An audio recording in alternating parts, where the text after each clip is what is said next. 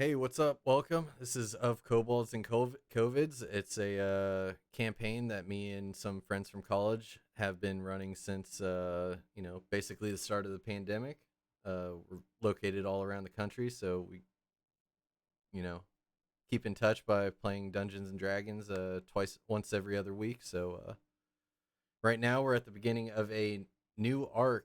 Um, Last time we basically the party basically was at a carnival and participated in party games, got to know a new member who's unfortunately not here tonight. The goblin druid Rick Shaw is peacefully resting inside Thorod Dur or John Smith's backpack currently. The rest of the party is here. Do you guys want to introduce yourselves? And yeah, Sure. I am John Smith, aka Thurod Dur. I am a half elf or a half orc, sorry, whose home is Carnfal Deer. I am a cleric of the Order of Mjolnir, and I'm a cleric, and I also am a fighter as well.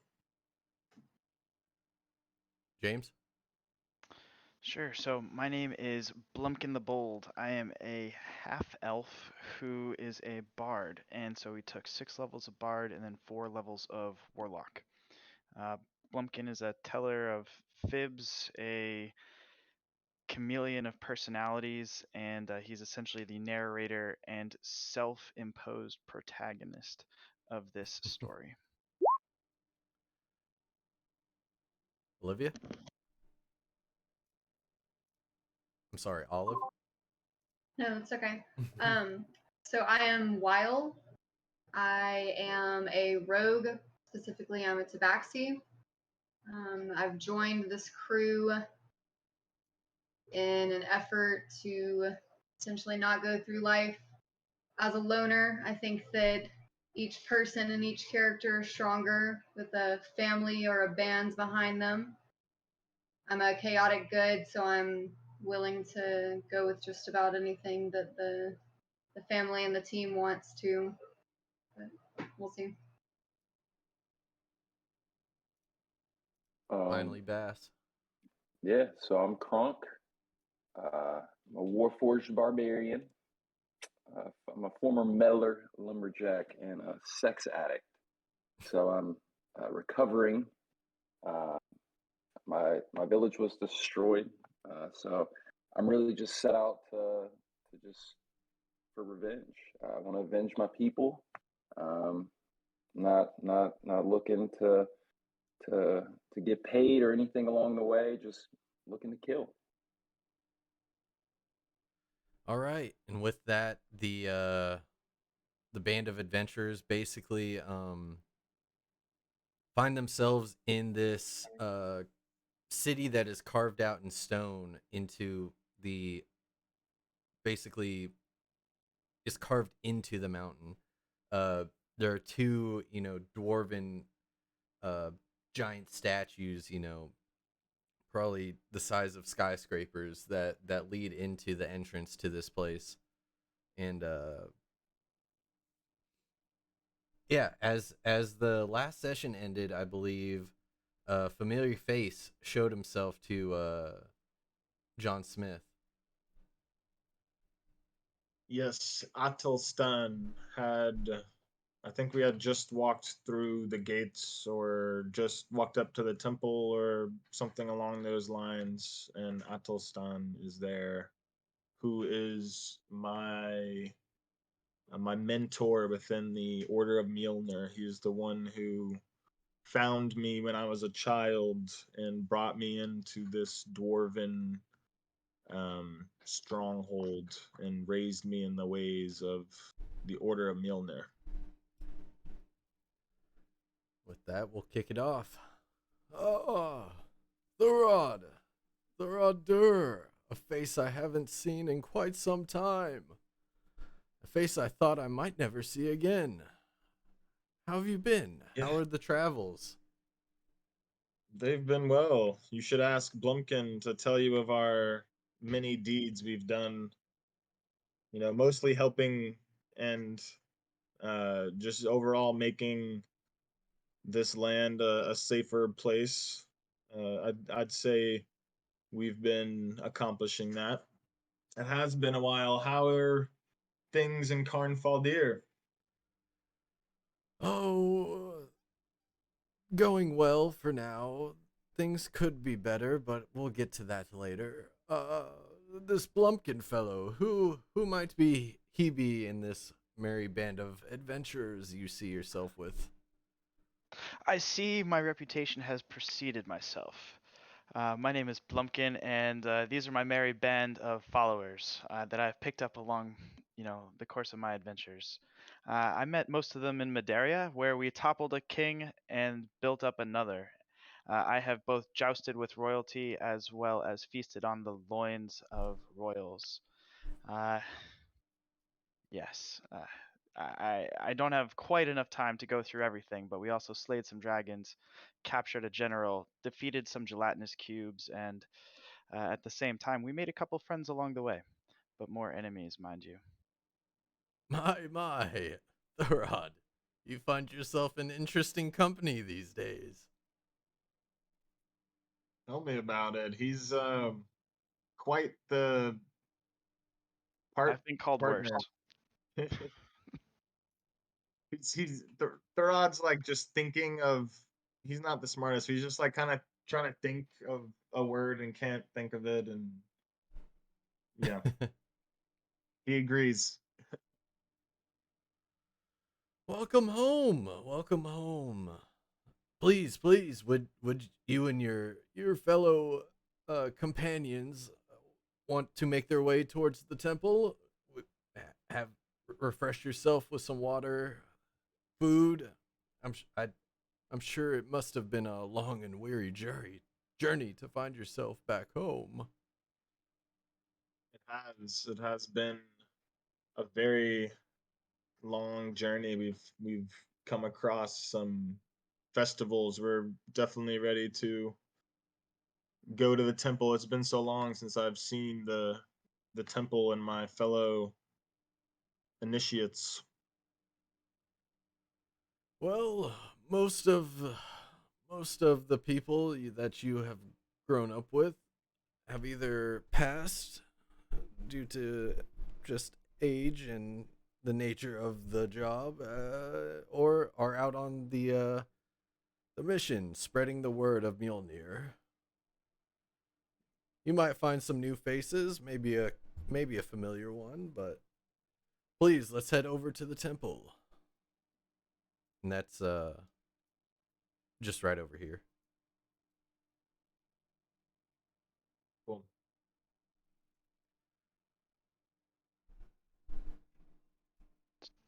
Should we just use Thorador as the whole group for the map? You can. It doesn't matter. Okay. Yeah, for the sake of space, I'll just keep my icon off. And you guys kind of, have a little bit of water, have a little bit of food. Um basically um basically like nourish yourselves after the festival and stuff like that. And off in the corner you see a peculiar specimen that is not of dwarven nature. It's appears to be female and slender of form with fur all over its body. Would anyone Yeah, Blumpkin's interested.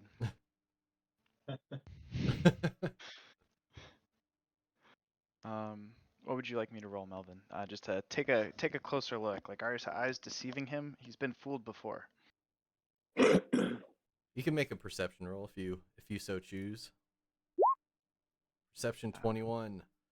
Kind of like we could start. wipe the morning out of your eyes, the sand, and it's still there. It appears to be a humanoid feline figure just standing over at the across the hall.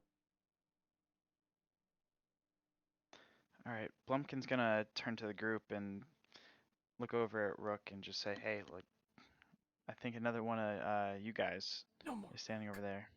There's no more Rook. Oh, think what's her name now? I think that is Wiley. That that's who I'm. Okay. All right. So there's no rook. It's wild. Wild. So yes, Introduce yourself. wild. Who are you over there? Well, one would want to ask you first who you are. Who's asking? I am Thurad Dur, and I am from these lands. I've never seen a. What are you? Oh, Oh, Well, I'm also not from these lands. Neither is my family. I'm a tabaxi. Right now, I'm a loner, which I'm not oh, typically used to. But my family was taken from me, slain in cold blood. All of our treasures taken, all of the knowledge and the wealth that my family has accumulated for many, many generations, just gone. So now I travel these lands alone, searching for any sign of my family and hopefully finding a new clan or new group to dedicate my loyalty to if they are worthy of it. Could tell you of our exploits, but I assure you, we travel around and we do make some riches. Maybe you would enjoy joining our merry band, as Blumpkin likes to call us. And what is the purpose of the merry band? Right now, I think we are. Well, we have some stuff to deliver, right? Here. And that's why we came, and also because Thuradur knows yep. Gallium look, There's a little bit. I'm to not Okay. the it. smartest here, but wow, aren't you looking for some friends? All right, quit asking questions. You don't quit asking questions you don't want answers to. Let's ride. Come on. All right. So I'll join, but don't expect loyalty from me for a while. But I'm intrigued. I'll follow you. I'll help you with your delivery. Mixed loyalties. Blumpkin likes you already. All right, and with that, Athelstan comes back and says, "Oh, I see you've met the other outsider, Thorod. I thought you two might find each other amongst all this dwarven company." Yeah, I've never seen a tabaxi, I don't think, but she seems worthy. As you know, if anyone is in need, the Order of Mjolnir is here to help a lending hand. That is our creed. But there are more serious matters, Thorod. I must talk to you. Your friends may come along as well, if they are your friends. If they're just compatriots, I understand. I think at this point we're all pretty friends, except for the squirrel. I'm not sure about him or whatever animal it is. Fair enough. Fair enough. And with that, you kind of go from this common area with big tables and stuff, and more into like his chamber, which is like a room. It's got his desk and all that type of stuff. And he basically says that well, Thurod, I mentioned before things could be going better, but you see, we've had 3 artifacts stolen from us recently. 3 very important artifacts stolen from us. And we're not sure who did it or what motive they have, but these are extremely valuable items, you must know. They've taken Wave, Whelm, and Black Razor from the temple vault as well as the city vault. We've sent many adventurers out to find clues. None have come back with any. Until we found a mysterious note in one of the vaults after the item has already been taken weeks after. I'll hand it to you now. And What does it say? with that, I will. Oh, that didn't work out right.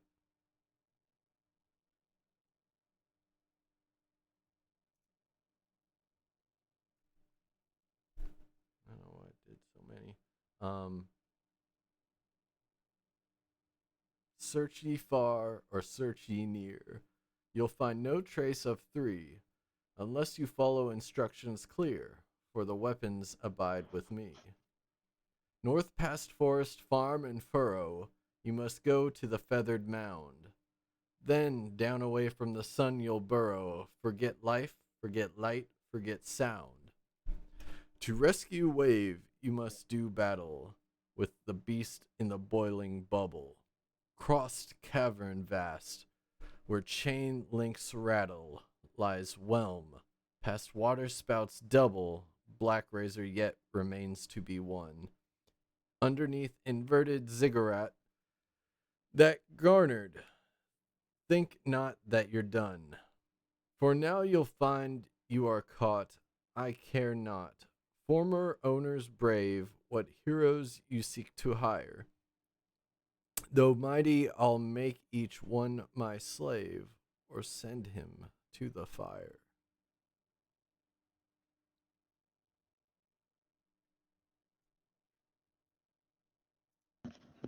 I'm rereading this. I put it in the Discord can't chat post also. that.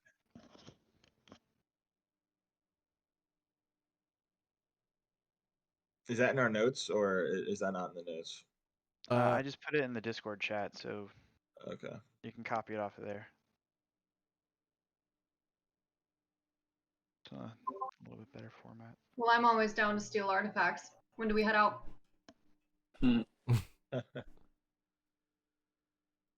Oh, thank I'm you gonna for, s- but not so hasty.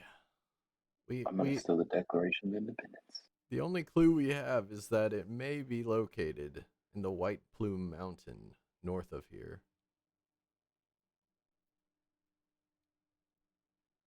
White Plume Mountain. I think I remember how to get there. We've had several clerics decipher the message. Obviously, they're flaunting the fact that they've taken Black Razor, Wave, and Whelm. But he must go to Feathered Mound. I believe that is a reference to the White Plume Mountain. Then down away from the sun you'll burrow.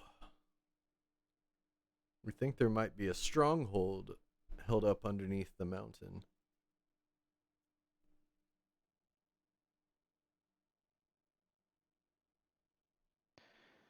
Okay. Do they have any idea of where it is? Have they begun searching? We've sent a couple small scouting parties out ahead, but none have returned. I fear the worst for them. And I fear the worst for who might have taken these. There's only been one man to ever occupy White Plume Mountain, but he has been long dead since well over a millennium ago. The wizard Caraptus. He's a very powerful wizard in the history books, but I don't know if you've ever been taught about him, Thurod. The great wizard Caraptus, he rose to power in the valleys of the northern mountains, bringing the local warlords under his thumb with gruesome threats. Threats that were fulfilled just often enough to keep the leaders in line. Under Caraptus's lordship, the influx of rapacious monsters and raids from the mountains decreased markedly, dwindled, and then almost stopped. Seeing this, the populace did not put up much resistance, paying the wizards heavy taxes and tithes, especially when stories were circulated of what happened to those who balked. Any noble who protested disappeared in the night and were replaced in the next line of succession, usually by those who were more inclined to be more favorable to the Lord. Gradually, dissension was stilled, and taxes and levies became even more burdensome until eventually the wizard was taking a great piece of everything that was grown, made, or sold in the valleys, including the newborn young of livestock. Around this time, numerous reports arose in the land concerning sudden madness, demonic possessions, and sightings of apparitions and undead in the nearby farmlands. Furthermore, monstrous incursions into the settled lands began to increase as raiding parties of humanoids assaulted villages. And evil, fantastic monsters appeared from what seemed to be nowhere to prey upon the harried peasants of the land. At the height of this unrest, Caraptus's tax collectors came forth with word of with a new levy. 1/3 of all the newborn children were henceforth to be turned over to the wizard. That edict turned out to be the tipping point. As one, the people rose up to overwhelm the wizard's lackeys and marched on his keep, were led by a powerful and good cleric of the Order of Mjolnir, the ancient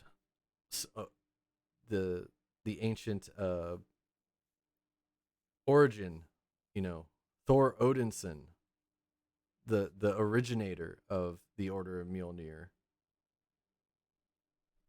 and his ranger acolytes, his elven rangers of the Forbidden Forest nearby. They had a truce, and they decided to destroy Caraptus's final guardians. The Great Wizard barely managed to escape, accompanied only by his personal bodyguard, a company of deranged and fanatical evil gnomes. Caraptus fled to the cities of the south and the west, but wherever he went, his reputation preceded him. He was unable to stay anywhere for long. Once again, moving north, he came to the shores of the Lake of Unknown Depths, where he heard tales about the haunted White Plume Mountain. After investigating further, he at last found the refuge he was looking for in the tangled maze of volcanic tunnels beneath the cone. He and his gnomes vanished into the shadow of the plume, and humankind heard no more of the evil wizard. But that was over a millennium ago, before present time. Now it's seeming that he may have been behind what's been going on in these parts.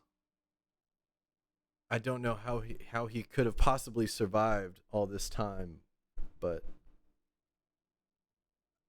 all signs point to the evil wizard Caraptus. Well, it sounds like a load of Caraptus to me. So we should definitely get a group together, stock up in the city. You said that any help that we needed, we'd be welcome to have. We'd like to take some supplies, maybe plan out the beginning of tracking this guy down and getting back those stolen artifacts. Yes, we'll do it, Alastan. We'll find your artifacts. We thank you. The Order of Mjolnir, the city of Karnfeldir, everyone will be indebted to you, but I must urge you to take utmost caution. Thorod, you of all people know that the White Plume Mountain is nothing to be trifled with. Many who don't even intend to go into the mountain just visit the area and find themselves lost. Time and time again, it has claimed the lives of many adventurers, so please be prepared. We will.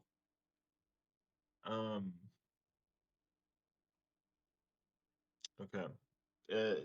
Atolstein, how far away are the different places? Do you know? Have you already figured out where all three are? We believe Generally? that the three artifacts are all in the same mountain, probably hidden in various different locations. Okay.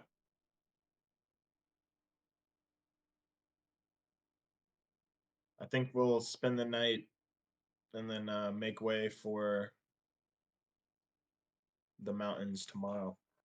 Does that sound like what the group would like to do? Stock up and head out?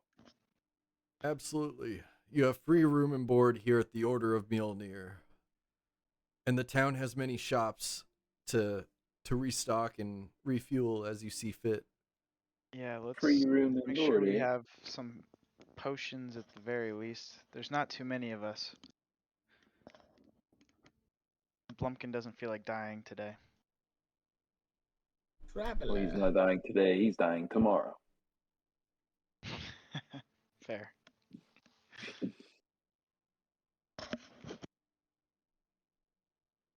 Thank you, Athelstan. We'll let you know if we need anything else from the order. Absolutely. Thank you so much.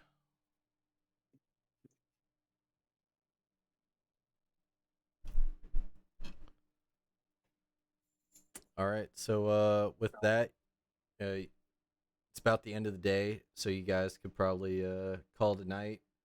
Just you each get your own room at this. It's a pretty big compound. It's like a place where they train clerics, stuff like that. So you kind of each get your own room, and you can basically crash the night and probably go to the stores in the morning.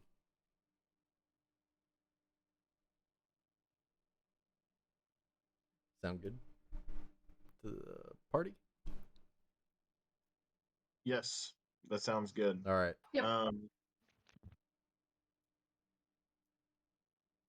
Yeah, I think if Adelstan is done speaking with us, if he doesn't have anything else Yeah. to say, then yeah, I think we wanted to go to at least walk around the city, go to some shops. Does anybody want to buy anything? I don't really have anything I want to buy, but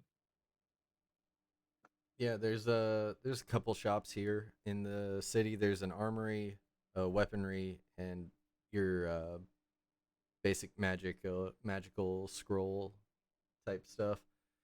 And less what is it? Lesser health potions are pretty common, same as regular health potions. You might be able to find a store that maybe has 3 greater health potions in stock.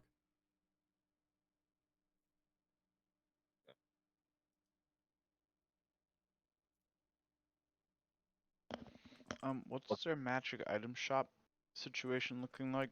Because Bumpkin has about 5,400 gold and a Hey, how do I? vicious deception score. Yeah, how do I get my hit points back? How do I get my HP back though? If you take a Well, long rest, you'll get it back. all right, so I took a Yeah. long rest. Slata's mystical scriptorium.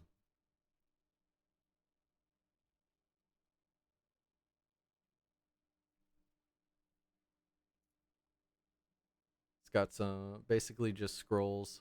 Um, got a few health potions, but not much else.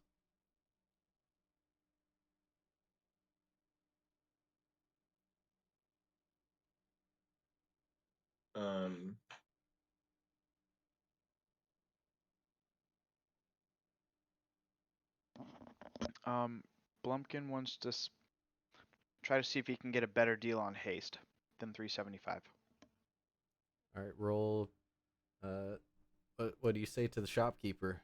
Make a little persuasion roll. Persuasion.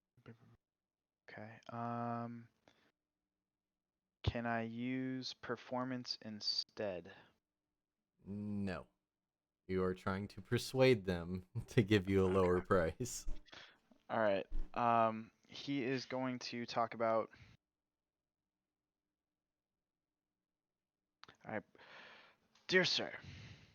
I don't think you understand quite how high-priced this haste spell is. This is merely doubling one's speed, and in Dungeons and Dragons, I mean, and Confoundir, going double one speed is basically useless. It's the same with doing double actions. I will pay no more than double what this is actually worth, 200 max.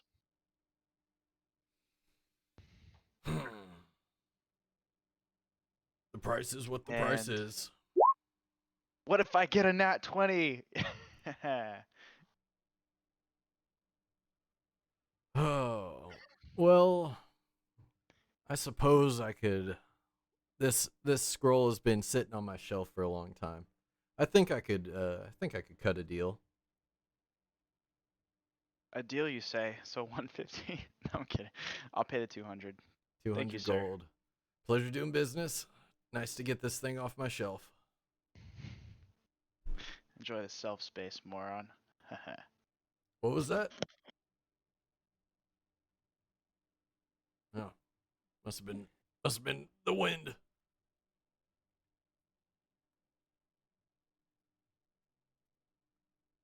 All right, Blumpkin got a scroll of haste. Does anybody else want anything?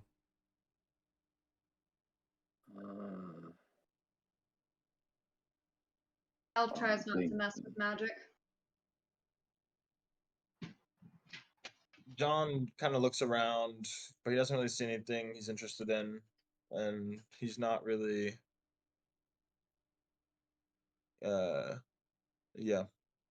I just kind of walked around like, you know how you do at stores where you're not really buying shit. I like put on all the hats and like the coats, and I was like, how do I look? You know, and yeah, I like this, but I put everything back. I'm not buying shit. Either you buy or you get out. Buy or get out, metal man. Don't need metal folk around here. Actually, dwarves probably like metal folk. But he also mentions that he's got healing potions for 50 gold a pop, greater healing potions for 200 gold a pop, superior for 2000 GP, and supreme. No, he doesn't have any supreme. He's all out of stock.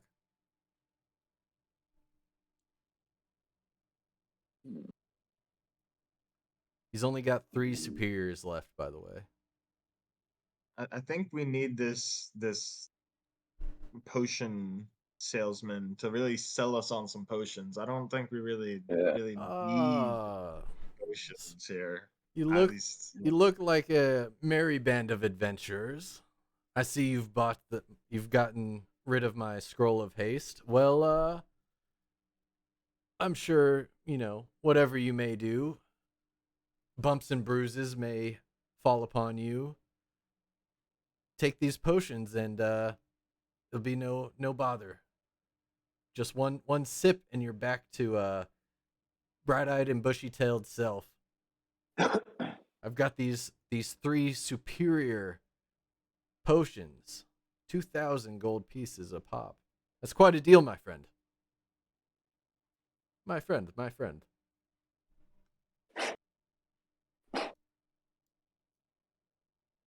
well, what if I only have 1,000? But you have sparked my curiosity. Indeed.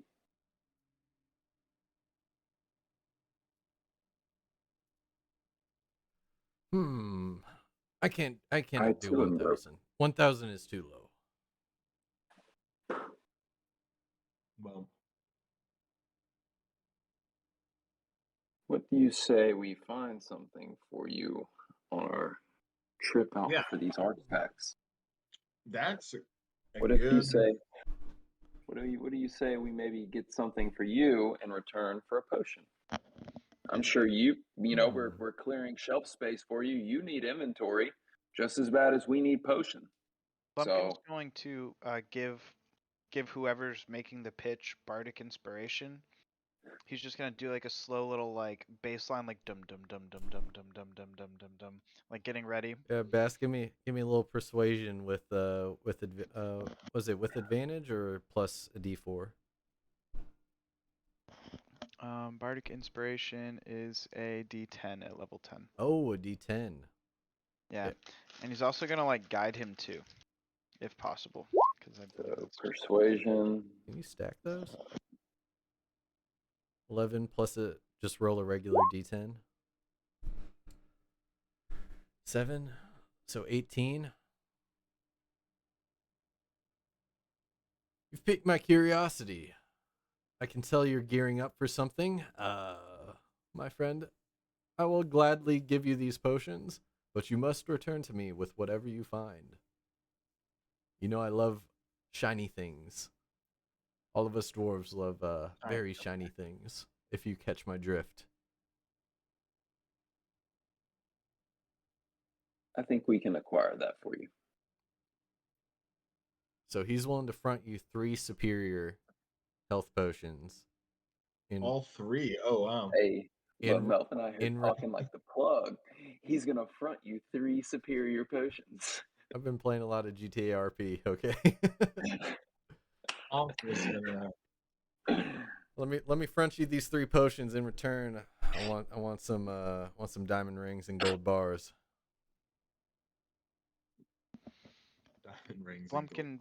Blumpkin's gonna like kind of like sidle back into the conversation, and he said, "Diamond rings and gold bars, huh?" like, he Where do you tries people to. finding these artifacts? It's The a Yeah, local Blumpkin. sales? Bumpkin uses deception to talk about how he's a world-renowned like archaeologist, like Indiana Jones, essentially. He went to Blumpkin. archaeology, so you must have no problem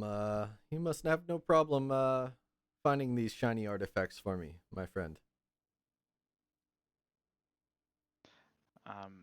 Yeah, Bumpkin's gonna say, absolutely, good sir. If you could only provide the treasure map, I'm sure we'd be able to find any treasure that there is to be found.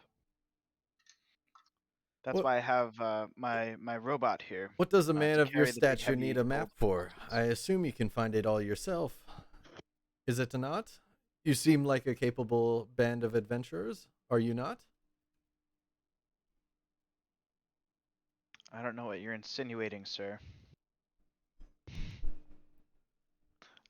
I merely wish to find the gold which you have mentioned, so that we may once again add to the long tail of impressive feats of yours truly. Damn. Blumpkin the He Bold. wants whatever you find, any shiny things you find. He didn't ask for anything specific. Wyle's I gonna thought that jump he was saying that in. like he had shit in mind.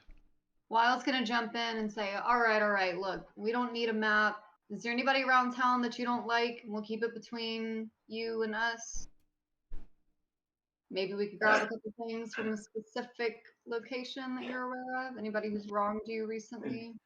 Now we're a hitman. Oh. Not hurting somebody. The thief. Not a Oh yeah, hitman. No. the burglar is speaking.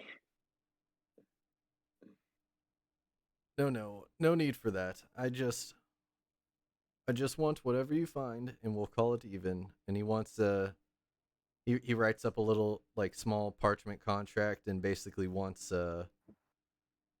your seal of deed, your signature, basically. Kronk.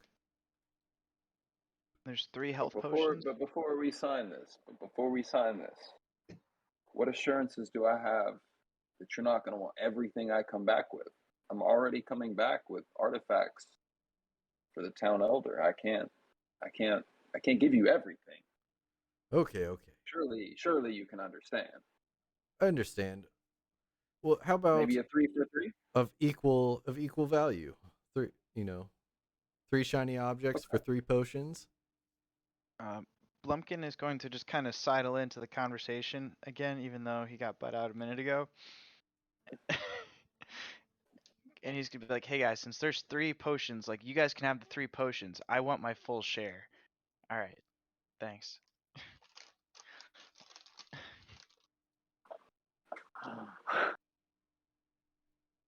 Wow, now you get your full share. But we were stuck with all your decisions before. I always healed you. Cutting deals on the side, but doesn't want to cut deals with the money. Yeah.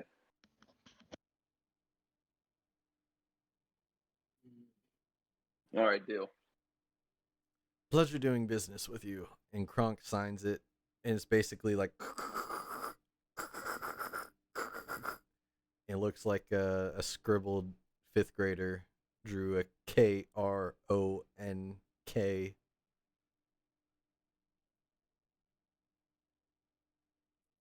Did he have like a crayon or something? Pretty much.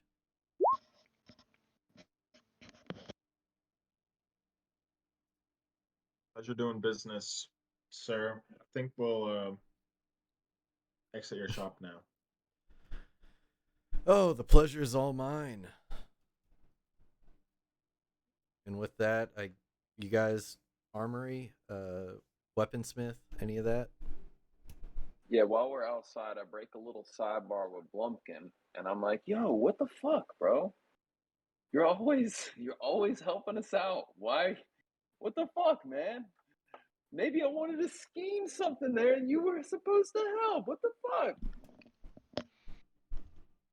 I gave you a baseline, dude. Like, what else you want me to do? All right. Yeah, slap at the base, man. Slap at the base.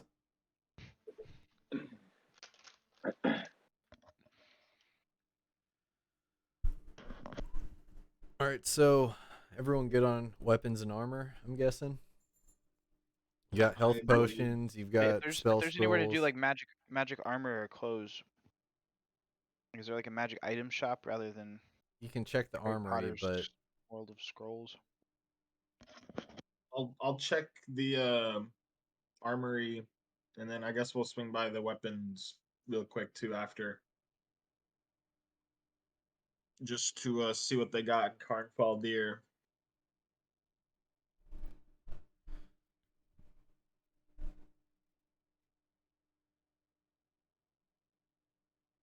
Oh, I do have some very high quality materials. high quality H2O. And John, look, are all these items just around the shop? Yeah, more or less. They're just like those like wooden like posts that people would like set full sets of armor on for display and stuff Yeah. like that. And some are behind the counter, stuff like that. Individual pieces are located elsewhere. Some are like fully like put together on the shelves. So kind of out of character when it says like design provides clue to function or inscription provides clue to function. Is there something more more to it than what we're reading? Is that what that's implying, or is that Like this finally, just you mean like this finely crafted shield was created by the elves in the ancient empire of Sironde? is that what the design provides clue to function is basically saying? Yeah, where do you see that design? I know it's just like Oh, after the armor or whatever it says design provides clue to function. I'm wondering if there's anything more than what I'm reading yeah. So based on basically, that. it's like So I think normally I don't want to like describe 11 different items for you guys. Yeah. Basically, I would say, oh, here's a heavy shield. The ornate shield was created by the dwarves in the Great Kingdom at Barazar. It's got ornate like arrow liveries painted on it, and then Gotcha. you would realize that it's arrow catching, +4 shield of arrow catching. Gotcha. Okay. But Yeah. you know, meta, Then yeah. just give you guys Yeah. Yeah. the handout. Well, yeah. I guess John will walk up to the tower shield and just kind of look at the price tag and look at it closer to see what it is he's interested. Oh, I see you've taken a liking to this shield. Yeah, it's a little bigger than the one I have now. It'd be a Finely crafted shield. Someone found it in a tomb of a lich. The Tomb of a Lich, huh? Well, this is an interesting shield, but then he walks over to this heavy steel shield and goes, this one looks a little bit nicer. Which number? What would it take to for you to part with it? Which number?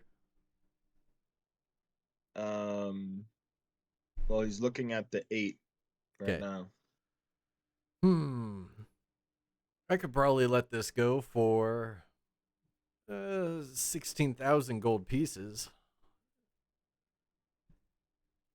Okay. But this shield looks a little small for you, my friend. Yeah, you're right. What about this number 6? He walks over to him, points at that one. Oh, this is more your size. This shield was created right here in Karnfeldir by the dwarves. It's a pretty hefty shield, fine quality. It's a bit pricier than what you've been looking at. I can't let this one go for less than 25,000. Do you know who we are? Thora Dur kind of like looks around, like sees if he can see where Blumpkin is. Do you? He's got a little puzzled look on his face as he hears that. Like, am I supposed to? I just kind of like dropped my axe on the ground, like just not like like threw it, but I just kind of like let it thump the ground to just kind of like bring some attention to the group. Hey, you break it, you buy it, metal man. Blumpkin's gonna use Bardic Inspiration for Thurad Dur. Like do the same like base walk that he just did for Kronk. It has Well, kind of like a thump thump thump thump vibe from Scott Yeah, Pilgrim physically e- flying e- through the air. exactly. He's intentionally trying to use um his baseline to speed up Thurad Dur's heart and send him into like a surge of like adrenaline, so he has ultimate focus. All right, if that's the case, little persuasion swayzy. See if you can talk him down with a little bardic inspiration yeah. behind you. I mean, I'm gonna meta game a little bit here. Straight up, Thora Dur does not have enough gold to buy that for sure. So he is going to suggest a similar. He's heard of these contracts that happen in Karnfaldir, and he wants basically to front this and basically I'm trying to like convince him that I can front the any of this armor pretty much. Okay, give it a shot with your Yeah. roll.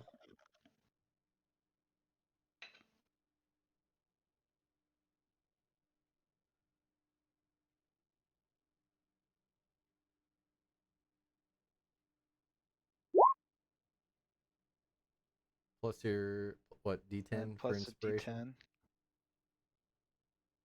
D10. What? A D. D10. Plus a D10 Yeah, it's for not advantage. inspo. Boom, still 20 though. Let's go. So yeah, 20. Lovely donkey. So I guess John's like, well, we are a traveling band, and we are going to pretty much save the soul of the city, which is the Order of Mjolnir. We are adventurers who, I promise you, you'll know who we are. Hi. He's trying to be I very honest. Now that you mention it, I do remember a little half-orc pipsqueak that used to run around the order back in the day. You look pretty familiar. This your new adventuring company? Yeah, Well, we're I suppose company for sure. I could give an order discount, and I might be willing to let this shield go, but you're gonna have to put up some collateral. A lot of adventurers set off with grand ambition, but they fail to follow through. If you know what I'm saying. What if you leave our little green friend here as collateral? You're not leaving the little green friend here. Well, John kind of thinks for a minute, and he goes, "Okay, what are you offering for the shield, or what do you need for the shield? I have several things." What about a Qual's Feather token? Do you say that in character? Yeah. Yeah, Ah, like Blumpkin's serious. We're not gonna, I don't think, need that for this. interesting artifact. What does it do? Dang, I don't have. It's an anchor. Yeah, I know it's an anchor. I don't have like a description to paste in the chat, but yeah, basically, when you say the magic word, it turns into an anchor, and it's essentially immovable. Hmm, Loose lips sink ships, so you know the that rest. is quite a powerful item in any other kingdom in this country. But I suppose I could sell it to a wary traveler that finds their way in Karnfeldir for a night moment's time. And Blumpkin's then going to uh, try to low key do a holy symbol and ask, do you do discounts for members of the clergy? The clergy in this city is the Order of Mjolnir. Yeah, no, that's what he's trying to do. Yeah, no, he said, He just yeah, he started off with, he remembers, oh, you're working for the Order. I suppose I could give you a discount, and if you have collateral, I'd be willing to front it. No, yeah. like not like we're working for the clergy, that Blumpkin is the clergy. Thurod is the clergy. Oh, He is Order of Mjolnir. Yeah. He's oh, I just meant like a high priest here, like ranking, like something. He's just trying to get a steeper discount. Okay, never mind. he Okay. Go ahead. basically Sidebar: this is the fucking Blumpkin I was looking for 10 minutes ago. What the fuck? you don't get a double clergy discount. You get the order discount and then Qual's token. He'll take that as collateral. But this is an armory. Would you be willing to part ways with your shield while you take the new one? Yes, but I also have this small diamond, and I'm really more interested, or not myself, but I think this puny little cat over here could use a little bit finer armor, maybe trimmed with mink fur. So he shows the diamond and says, "I'll give you this too if you also give us that fine leather armor there. And I'll give you my shield, of course, if I actually get this other shield." His eyes light up at the sight of like diamonds are expensive, but in the eyes of dwarves, shiny rocks mean a lot more. Like it's like ooh. He like snatches it out of your hand basically and pulls up one of those little one eye little magnifying glass thingies, and he's looking at it and he's like, where did you find such a specimen? By all means, take the armor. Take the armor, take the shield. I'll take this. Hold on to your shield while you're gone, and the token as collateral. And if you do want to know where I got it, I'm pretty sure that was from Lizard Dungeon, if you were wondering, which is why I thought you may have heard of us already. but it's okay. Not too big a trade city. This city, not a whole lot of in and out like some of the other port cities. Makes sense. Your guy's name is getting out there, but this city is a little secluded. Oh, they'll know. They'll know.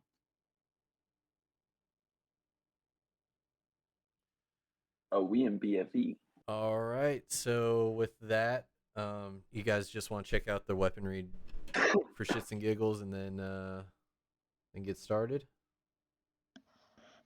Sure. Yeah. Yeah, we've really taken a real bitches approach to shopping. Yes, we have. While we're walking into the armory, I'm gonna put on over the weaponry. I'm gonna put on my new armor with the mink fur, and I'm gonna say, "Wow, John Smith, you read my mind." My eyes bulge out like big hearts. Yo, our teammates about to fuck. Little did you know John is a furry. Look, I have to stop the group on the way and remind everyone that I'm a recovering sex addict and that I would appreciate no temptation while on our journeys. It has been no nut 6 years. I would appreciate not ending that here. Thank you, people.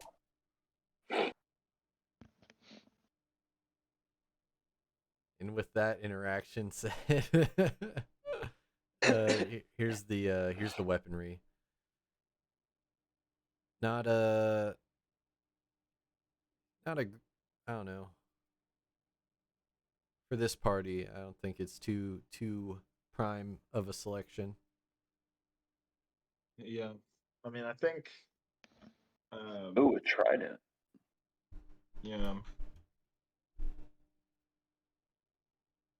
For her most loyal archer.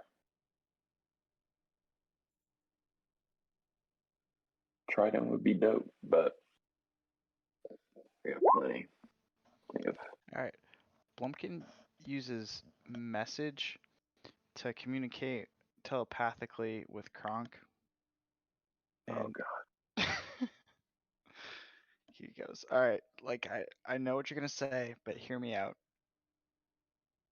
So we could try to come in as somebody else, so like Blumpkin can disguise himself and take something on loan. He's realizing that these guys just really have a lot of faith in strangers." Kronk is shaking his head like, He goes, "I do have some Madaria like priest robes, and clearly they don't respect the clergy around here. Like, did you hear that guy?" I'll let you guys figure that out. I gotta take a quick break. We can have a quick intermission, and we'll be right back. Sure. so what do we want to do here, Blumpkin? I'm thinking that we could. I'm looking at that sort of wounding, and I'm like, we're never gonna be able to f that. So we're gonna have to either come up with a creative way to get it, or just go on our merry way.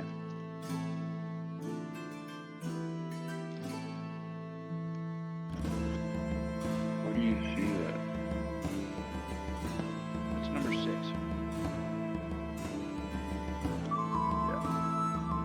We could steal it.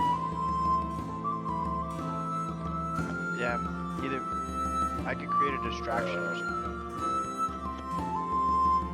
Sidebar. The pizza guy's about to be here, so I'm about to have to run to the front door. But I just keep seeing his shit pop up on my phone. So I'm like, alright, fuck, he's about to be here. Yeah, I don't know what do you want to do? That's why I called you in earlier.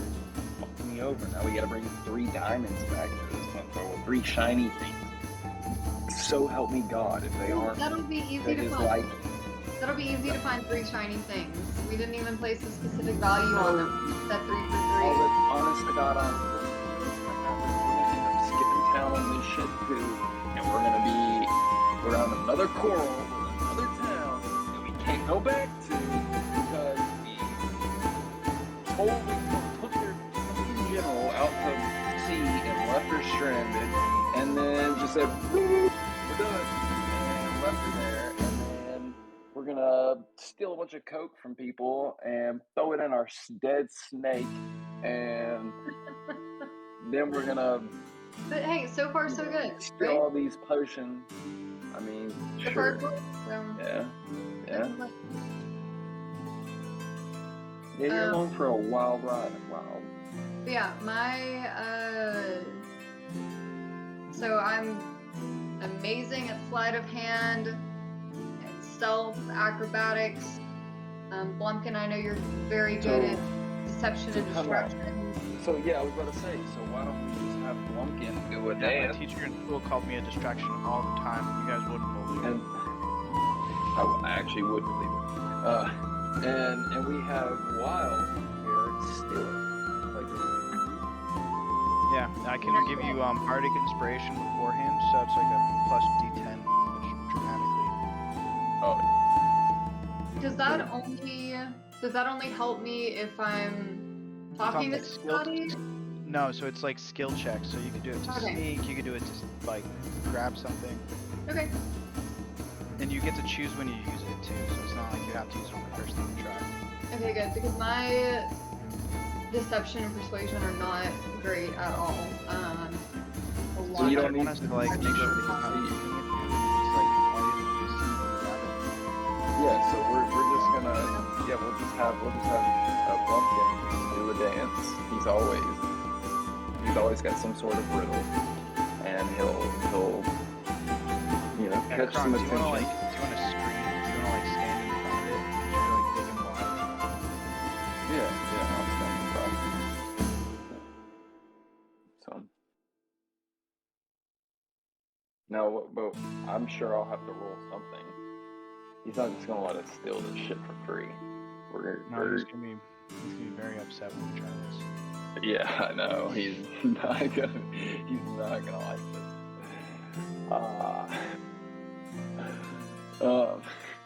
Melvin's gonna be upset, or the shopkeeper is. Well, hopefully the shopkeeper never notices.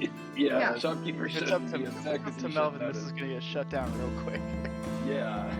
Melvin's like, no, you can't just steal the shit. But we're gonna have to play it out. Like, we're gonna have to roll our way into this. Like, we're going to have to play our way into it. So Yeah. So follow my lead when we get back. I'm gonna talk to the shopkeeper, and you guys will know what you need to do. I think we're gonna need Thorad Dur to use his perception to figure out exactly how Wild is gonna get this though. Also, Jesse, squirrel thing? Are you kidding me? Like, you helped me set this character up, and you're like, oh, look at that I fuzzy talked about squirrel. you. I was talking about the druid. But I think he said the druid turned into a squirrel and is in our bag or something like that. You wouldn't let me get rid of those.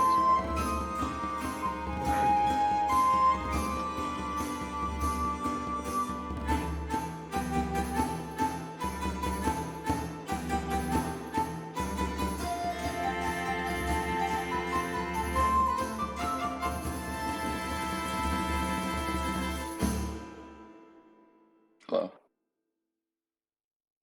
We can hear you. All right, perfect.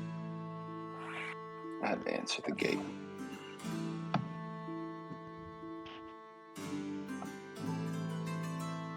Anybody have any magic solutions to why Bluetooth headphones don't want to connect to a laptop? So Discord has an issue with that. There's this program called CRISPR. Starts with a K, and that I downloaded that a couple weeks ago, and it completely solved all my issues. And I heard about it from Ross because Ross was having those issues, and he said it solved all his too. So Well, right. I would check it out. Well, I right now just- I'm doing it simply connecting the headphones to the laptop itself. To be completely honest with you, I think it's Oh. your laptop. My laptop is about 10.5 million years old, so it's a high possibility.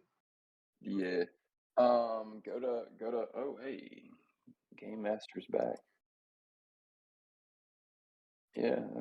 Well, we were just chatting because you were, taking your time. I'm just playing, bro. Oh, you gonna put this on All right, sweet. Mira? Well, Melvin, She we've can't got a even. game. She can't even speak. Oh, but she We've wants got a game plan. We're ready to do it.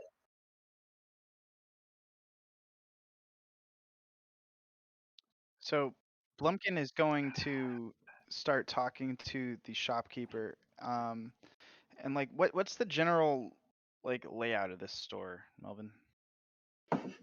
Like, is there like a one-handed weapons area, a two-handed weapons area? Like, what are we talking here? Is there a method to this?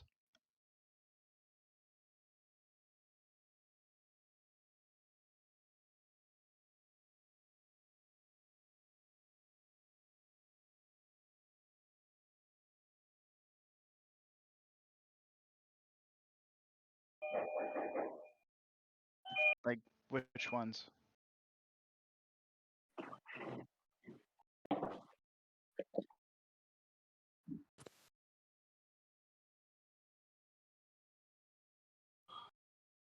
Okay. In that case, Blumpkin wants to see all the stuff all the way at the back of the store, like the heavy stuff, like the flail. And I want to also see the great axe. And Blumpkin's gonna like use his disguise to make it look like he's much stronger than he actually is, and he's gonna start telling a little ballad about the time he wrestled a grizzly bear and then threw him into a pit of gelatinous cube. Or yeah, a pit with a gelatinous cube in it.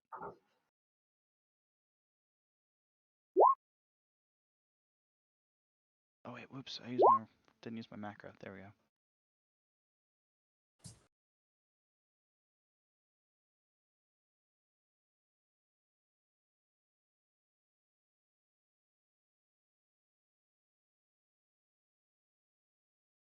Pumpkin's like, like kind of like has it dragging on the ground a little bit, and he's kind of making a show of like scuffing the floor.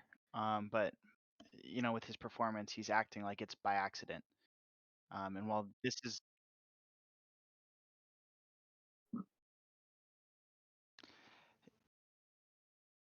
and so like,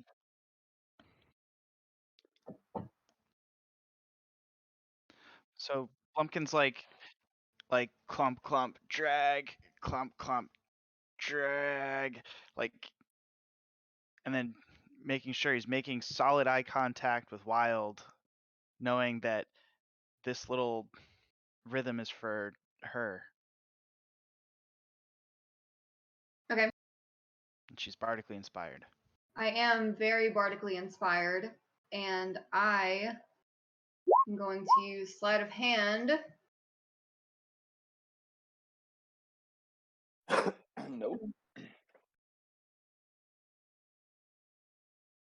Perfect. So I am going to time my little cat-like jump springs over the counter to reach the number 6. It's the long sword, the wounding.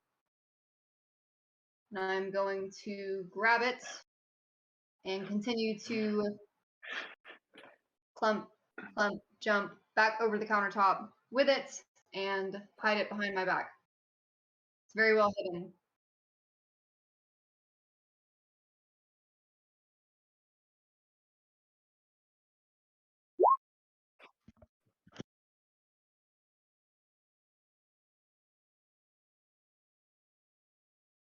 Go! Oh, let's go. See, that's what we needed.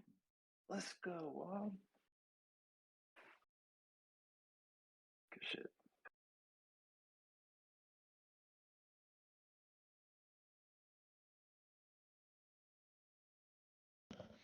So at that point, Blumpkin, because his back was to the wall and he was facing out towards the store, and he saw that like his teammates were able to pull off the ruse. He just goes, "Oh no, sorry, I was trying to get a gift for my friend. It's his birthday soon. Hey, Kronk, sorry I ruined the surprise, but this great axe, see if it works for you, buddy.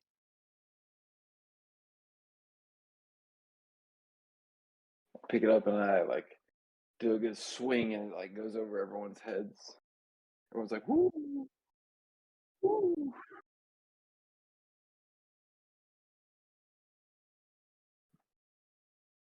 It's nice. Okay. Well, it was very nice to meet you. I don't think we'll be needing anything else, team. Blumpkin pats on Kronk's shoulder and he looks back at the shopkeeper and he's like, I wronged my friend recently, and this gift really is to make up for just past insults I've lain on him. And he is a very good friend, and without him, I would have been dead many a time over. And the fact that this thing kills foes and makes them dissolve into wisps of flame is pretty fucking badass. So let's make a deal. He looks over at Thurad Dur. He goes, he's a member of the clergy, so that's like at least like 20%. I'm a member as well, and I do like the sign, like throw up like the Karnfelder gang sign. And then he's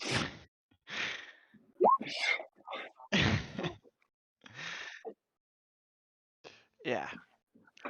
And so then like the deception is like for that, and then he's just like talking about like just what friendship truly means, and trying to like pull on the heartstrings of this guy to get like the most awesome deal possible. And he's aiming for he'll pay 1,200.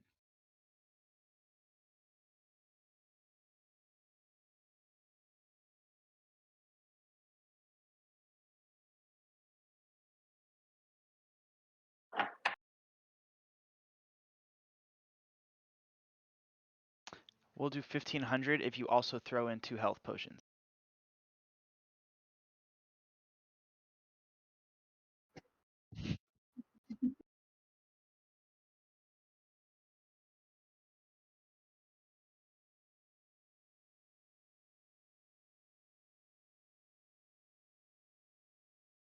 All right.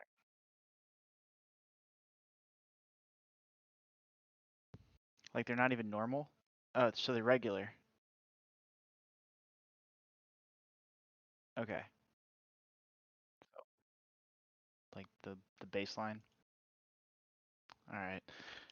He makes eye contact with him, and like when he tells him that they're lesser, Blumpkin like just kind of like squints, like, ah, you bastard. And then he goes, fine, deal.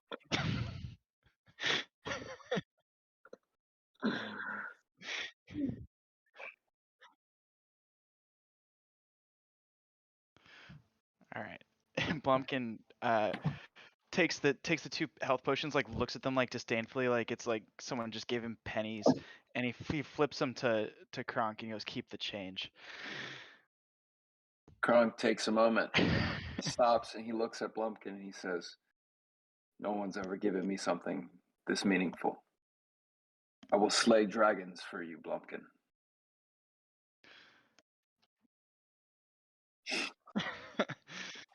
Yeah, so dude, now you've got so like when we get outside, Blumpkin's all like stoked and like hyped up, like trying to like chest bump Kronk, being like, yo bro, like, you finally got your magic weapon, like no more dissolving and shit, like you're in the big leagues now, bro, like you made it. welcome to magic, dude. Hell, how do I add that shit? So where your great axe is, yeah. You can edit the info in your existing great axe, like just increase your damage and attack by +1 apiece, and then just like in the title, just put +1 next to it. The I don't even easier. have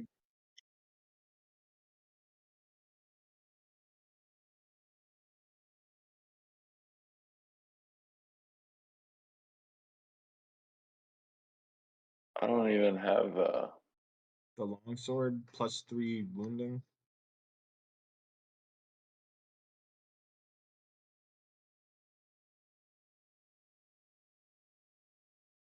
yeah, I don't have a great axe. But Did you just get the great axe? Is that what you got for Kronk? Yeah. The great axe +1. +1 great axe. Oh yeah, just search great axe in the aisle. Bro. Drag and drop your character. Yeah. Yeah, Melvin, when you were gone, we went ahead Bro. and like planned out our entire thing. Planned it all out, bro. You should have taken all of his shit. We So- foolproofed it. I'm just gonna drag it out of this place and say, okay, somebody take it because it's too big for me and I'm tired of hiding it. So, That's what she said. okay, Wait. well, I'm gonna hand it to John Smith because he's near me and because he's available and because Kronk is already dealing with his other giant weapon. Wait, so what's it's a strength attack? What is it? Which one? You're on the control. It's a strength. Great axe. All right, proficient. Range, just 60-foot cone. Bro, I'm having to set all this shit up. What's the damage on it? Dude, just go to the eye in I don't- compendium and drag and drop a +1 great axe over to your character and delete the one you have now. I don't know how to delete it though. Just press the unlock button. Yeah, and then hit the Oh, okay. Yeah. Perfect. Okay, now, so go to.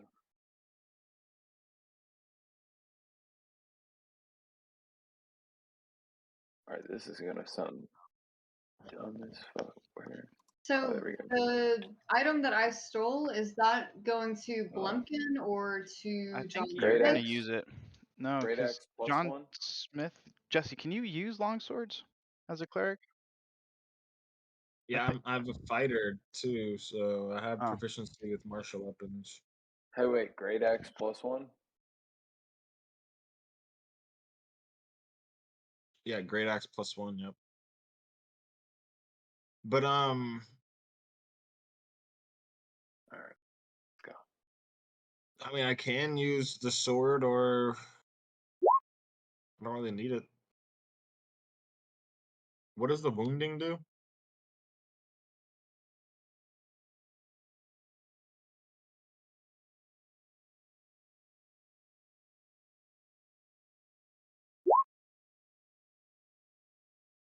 So only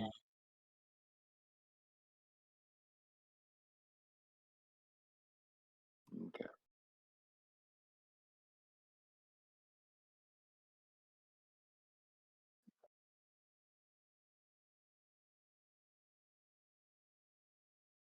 Oh, that is really, really good. And it stacks. So if you have multiple attacks per turn, wow.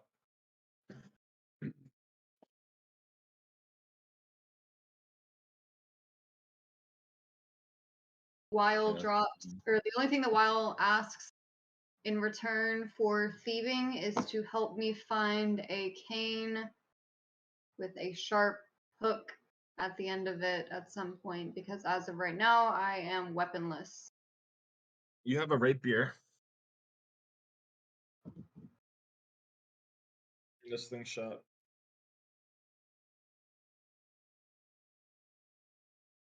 Okay.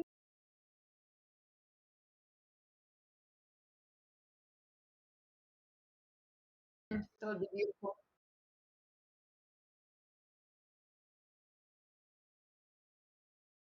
Cool. Just, y'all have all the big weapons. Yeah, don't let me die on the way.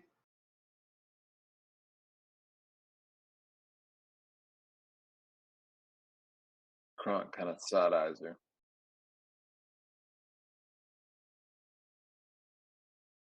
I didn't realize we had a thief with us. I forgot.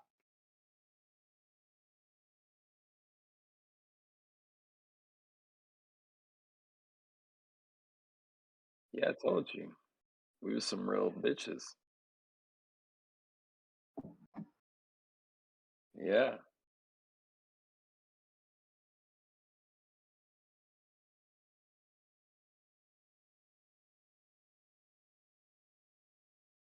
So did. Well, hang on, I was going Yeah, maybe we all grab a beer and laugh at the fact that, we are all like acting and boasting as if we just gave this town like so much business when in all reality, we just robbed the fuck out of this town. We only And we're bought like, like 10% of what we boasting. stole. Yeah. Right. Well, We're like boasting external. to the town like we just like basically paid everyone's rent for like 2 months. Like, don't worry, guys, you're welcome. Like, oh man, we got We're gonna grab a swindled. beer. Yeah. Y'all owe us a beer. So, And so we go in town to have a beer and talk. quick question, DM. What's the best way to keep track of, like we owe that first guy 3 shiny things? Like physically writing it down? Okay.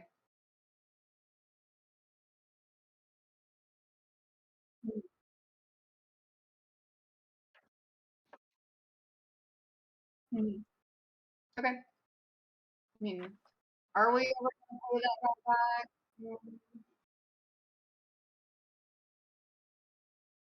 Okay, well maybe we'll pay him back, maybe we won't. We'll see later.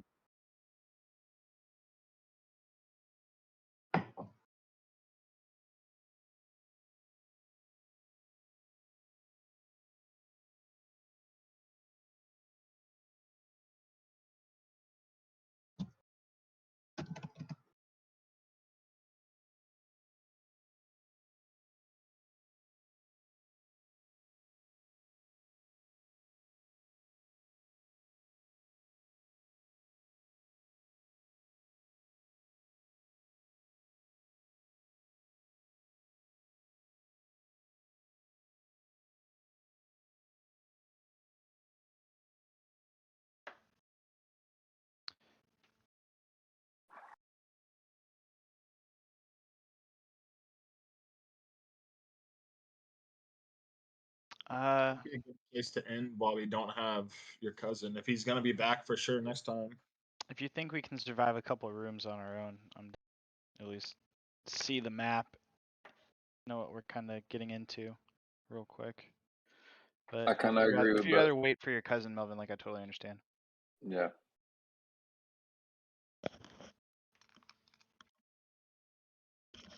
I kind of want to see Kronk kill something and turn it to fucking flames. I'm good to continue playing. I'll leave it up to y'all. Yeah, I could play for at least another like half hour.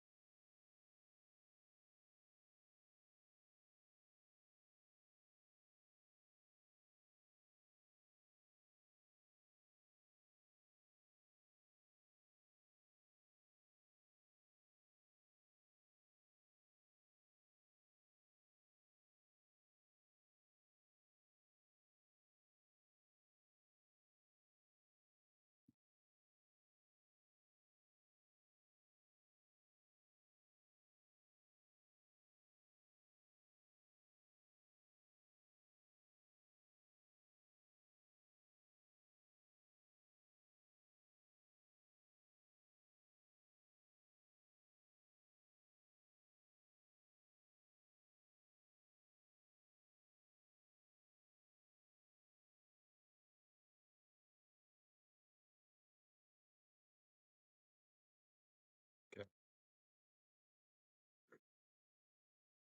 How this is just kind of in the mountains behind Karn Valdir.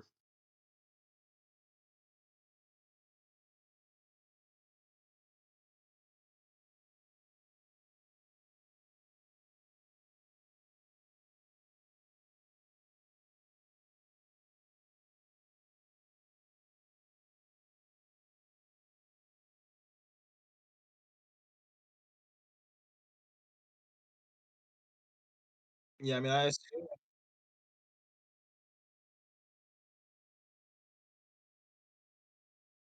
Yeah, I assume I've traveled around.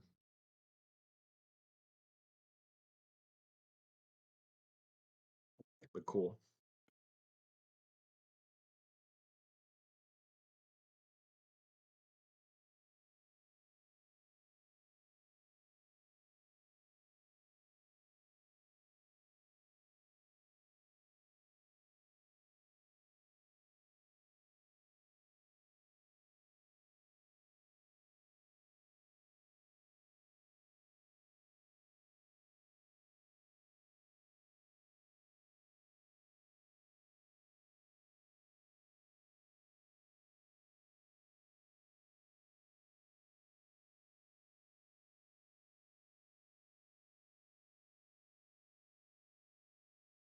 My mic's been off this whole time. Fuck. Anyways, you come around the corner of this you come around the corner of this river bend and see this mountain off in the distance, just billowing white plumes of smoke coming out of the top and a vent in the sides.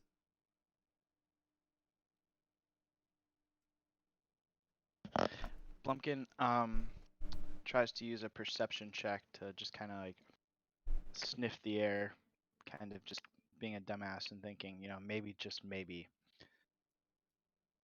that's something that's like smells good, or at least like that he can identify.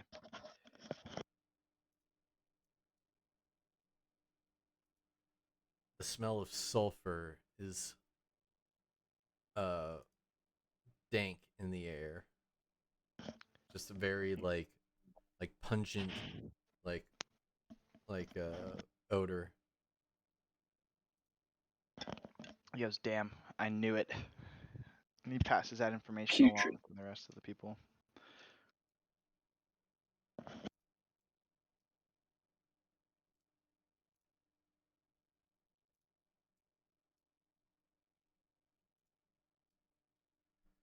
So with that perception check, did he notice like the path up or anything? Yeah, so this area is also new to Thurod, and along the way, uh, he's kind of leading the party, but he mentions to you guys that like, hey, I'm familiar with the mountains, but this is new to me.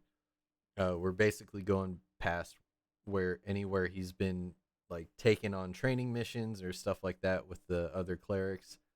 But with that perception, you kind of navigate your way to this side vent where the plume of smoke is coming out of. That's not all the way to the top. See what I'm talking about? Mm-hmm. And you're able to like see above the trees and find your way to what seems to be an an entrance where this plume of smoke is coming out, but it's not.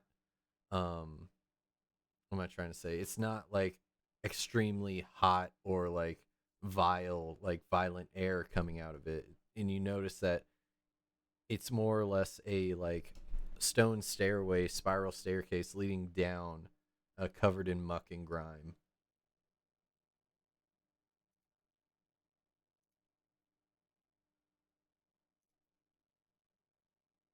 I guess And with that, it's just like the only way up. only way down. Only way down.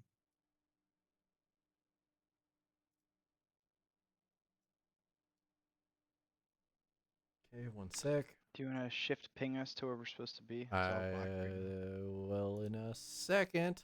Hold your horses, mister. Okay, one sec.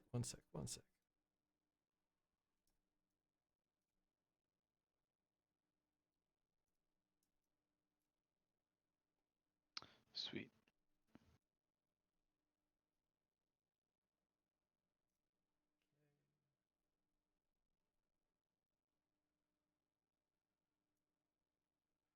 Damn, that's All a right. pretty big map. Stop metagaming. Well, I just meant because like I accidentally zoomed out. All right, so the staircase you find is badly rusted but appears to be sturdy. The air inside the passageway is warm, humid, and rather foul. You reach the bottom of the stairs with a splash. The floor is submerged beneath a foot of water. Like basically, 1/2 foot to 1 foot of just like standing water is in the bottom of this staircase. So go ahead and place your tokens in the order that you guys want to go down this, and we're going to start keeping track of movement speed and stuff.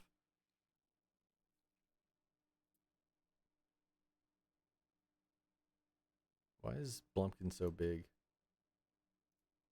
That's scale to ego. Not wrong.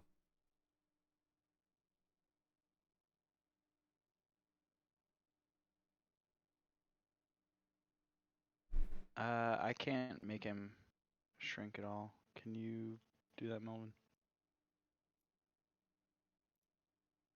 Sweet. While do you have access to? Oh yeah. Yeah, working on it. She is not wanting to jump on the map.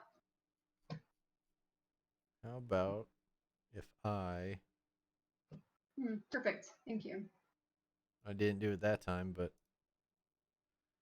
Well, you have control. It works. yep. All good. Thank you. Right now, it's not even wanting to bring up my character sheet. But anyway, yeah, I'm on the map. I'm good. Okay. Is it? I forget. Does everyone have dark vision? Pretty sure Thurod does as a half orc. That's one thing that I did not look into with being a Axie does. tabaxi. Yeah. Yeah, I was gonna say I'm hoping to heck I do, being a Cats cat. have good dark vision though. Cool. All right. The spiral staircase goes down about 100 feet before you find yourself in this watery area.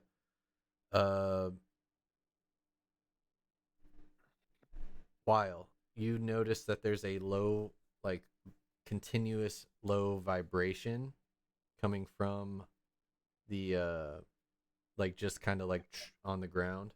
You can assess that essentially it's from, what's giving off the smoke is like a geyser. Floating on the water are splotches of green and white subterranean algae. The algae or algae-like fungus also clings in patches to walls and ceilings. And basically this area, like this place is going to be very dank and damp and gross, essentially.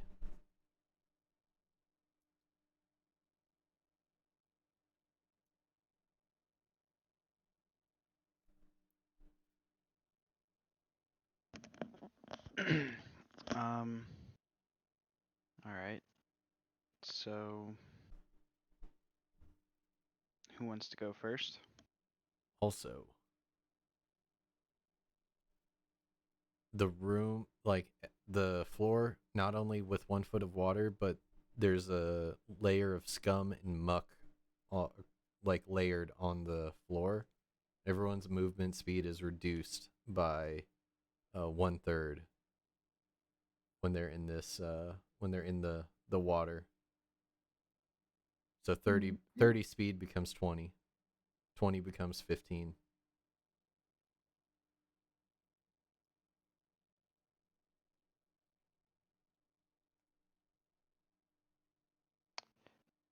Okay. Are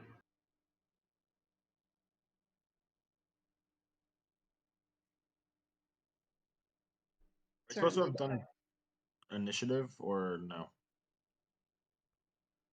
Right now, no. Okay, cool.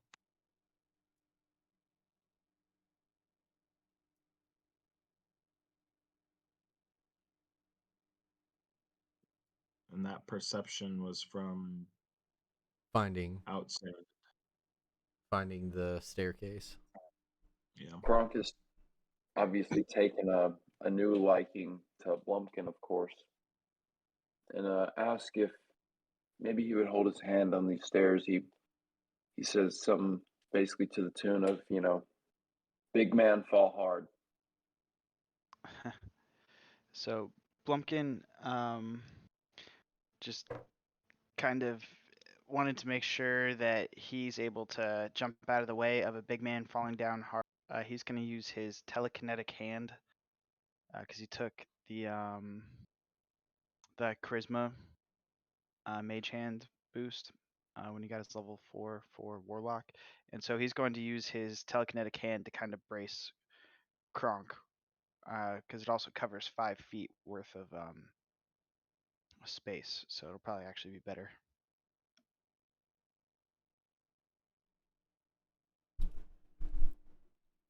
And I'm going to consider that like guidance, I guess.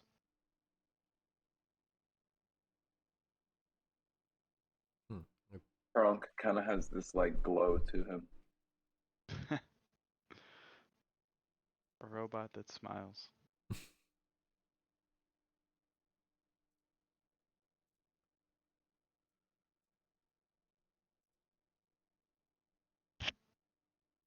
Okay. So Well- who's going to proceed to go down this this cave? These squares are 10 feet. I certainly am not going first. I hate my feet being wet, so I'll follow. But you're the sneaky one. Yeah. Blumpkin's gonna bardically inspire Wild so that Hard to be for the next sneaky in a 10 foot of minutes, water. whenever you. Huh? It's hard to be sneaky in a foot of water. Well, that's why she's gonna be bardically You're inspired on and all fours. be in front. Because Okay. just in So it's case all something goes water. wrong, you get to choose when you use the D10 over the next like 10 minutes. So, I know I'm going forward first with a rapier alone, so y'all better be close behind. I mean, I've got a loot, so definitely not gonna be me based on that You'll be argument. close behind. That's fair. Okay. I guess I'll roll for stealth. Make sure I'm quietly going down this path. Okay. As quietly as I can in the water. Yeah. So yeah, that's enough to move semi-silently. You're still making little psh, psh, but not, you're not sloshing through the water. You said movement is reduced, so how far down this tunnel am I getting? Is your speed 30? Let me pull up your sheet. See.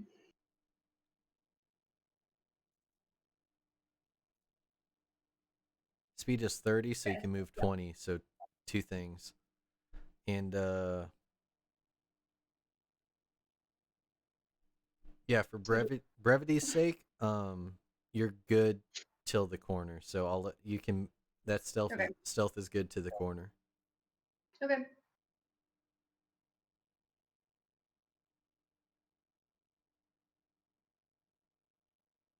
Does the rest of the party follow? Yes. All right. At the end of the corridor. Yeah, but we follow behind though because we don't technically have the stealth check, right? Yeah, we're just following slowly We're behind. we're kind of like sloshing back behind. All right. Sloshing. Any stealth check she had is just negated by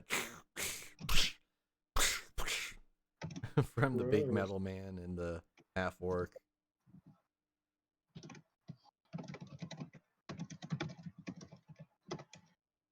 Okay.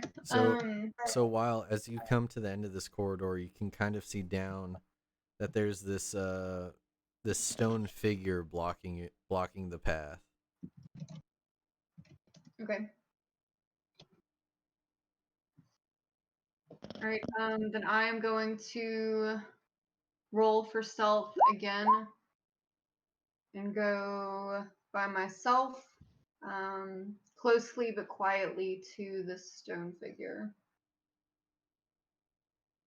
And if you want me to roll for perception as well, I can once I get up to it. Yeah. Oop.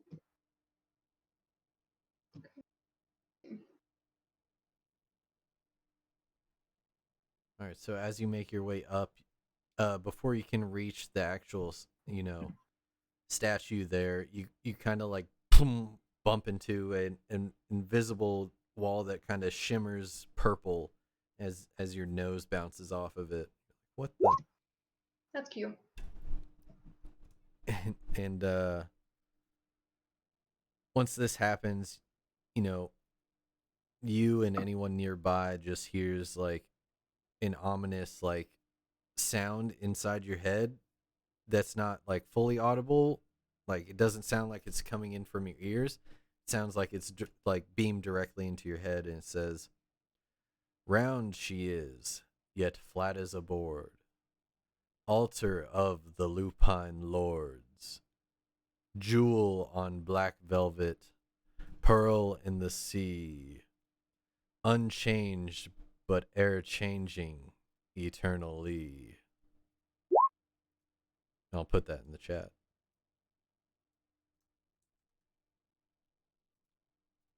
And I'm gonna yell back to my team, come on, I need some help.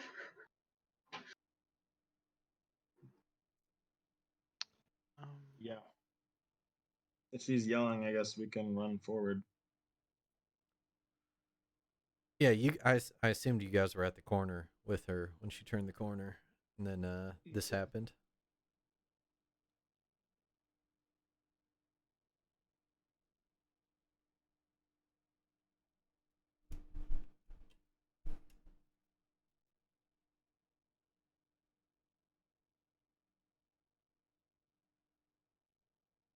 So I think this is the moon that is talking about y'all. I just Yeah. kind of looked at the guys and I was like,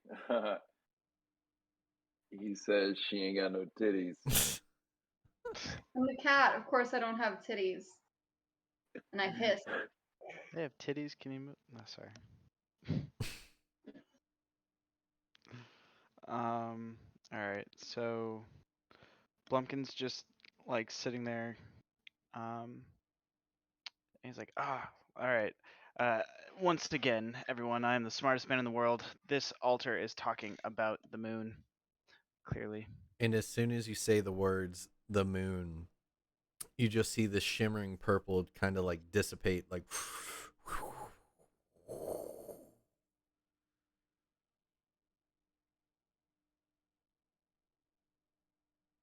Is that something else happen after that?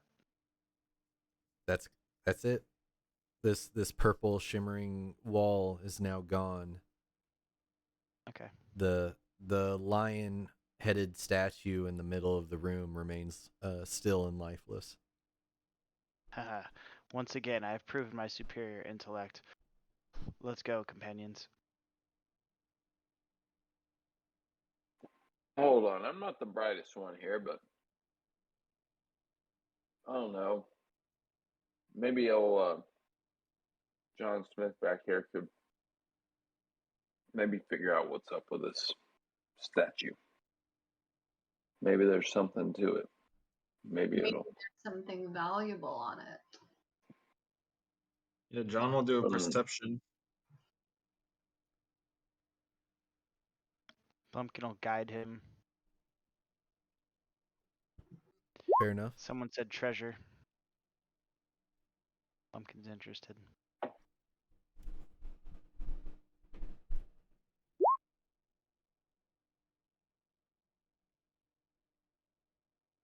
"13. As far as you can tell, it is just a stone statue of a basically it's hold on.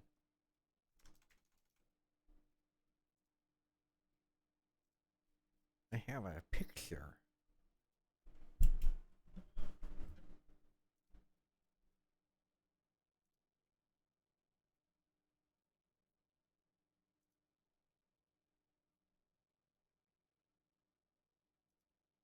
It's a lion with wings and a magnificent mane.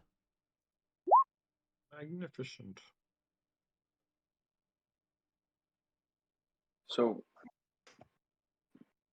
what if maybe while like he's ass or like while he's checking it out, I'm like also like walking around, kind of just like poking at the crown and seeing if like maybe I can like knock a jewel off or something. Is that what you do? Yeah, that's what I do.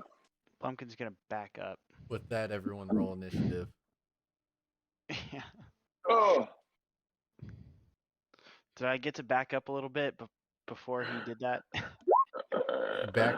Well, you and Kronk switch places pretty much. Go. No, Kronk moves up one, and here, I'll do it. Hold on, I need the thingy first, and I need to clear it. yeah. The only one on there was the one I just rolled. You motherfuckers were just gonna leave this thing alone. Yes, you get just as much experience by walking by it than you do as killing it. She needs a weapon. And Kronk smash. All right, everyone, make a roll. All for the other guys. I'll make a roll again. And I'll change it to your first initiative roll manually. What? Annually. You have to click your token and then click roll.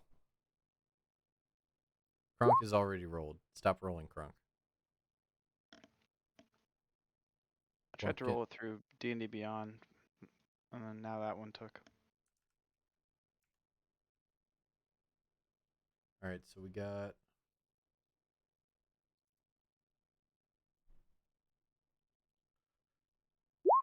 There we go. Give you that. Oh, there you go.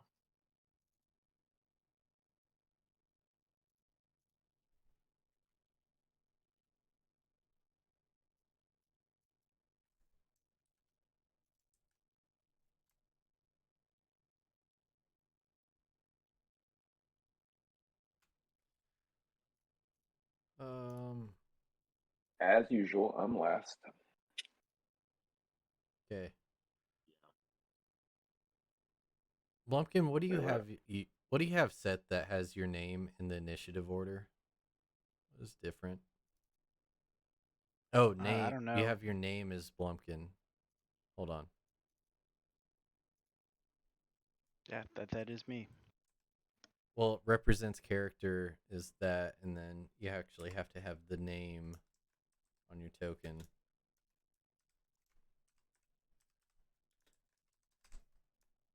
Pumpkin just wants the world to know.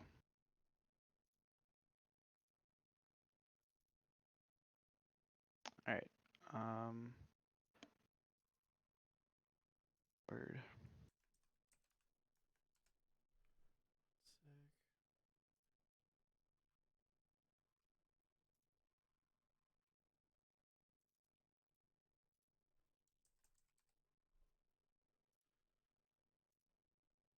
Okay. Now it actually shows.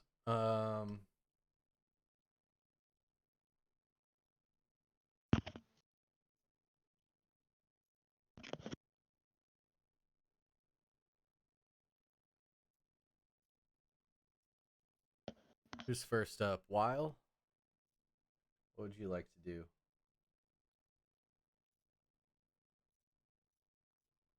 Sorry. Has the Sphinx done anything other than drop the barrier between itself and us?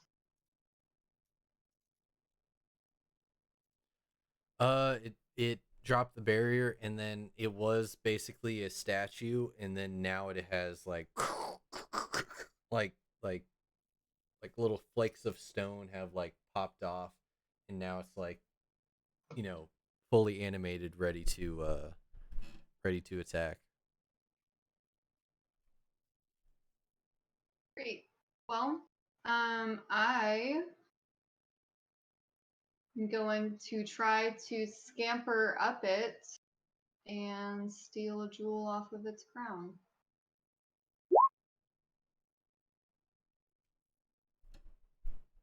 Hopefully without it killing me. In the middle of combat, I don't think that's gonna work. Acrobatics 21 though. So I'll allow you to get on top of it as your action. That's all your movement speed plus the acrobatics, and you basically like gotten yourself like on top of this thing, and you're kind of like riding it like a horse. But that's Excellent. it for now. Excellent. In question, legendary to the John? other DMs. Legendary actions are something that happen in between player turns, correct? You can trigger them at any time, Gotcha. but only once per player turn. So like you can't like trigger two.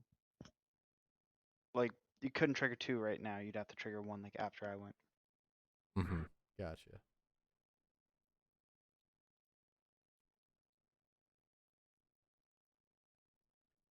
Well, in that case,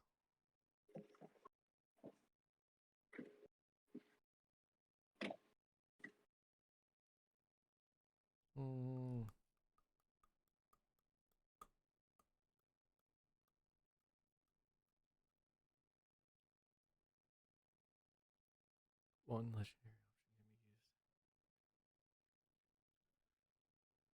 can be used. All right. So in that case, it's going to teleport.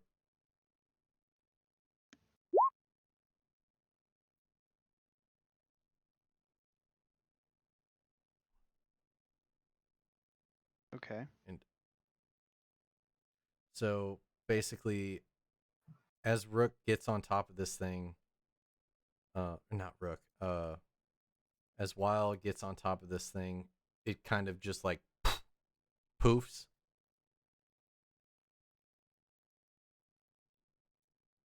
Back here, behind everybody.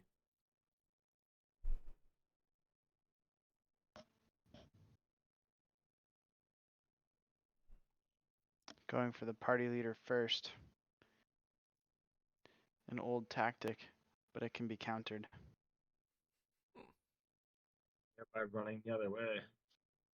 Don't worry, it's my turn next. Yeah, make sure to get on the other side. All right, it's Blumpkin. Blumpkin's turn.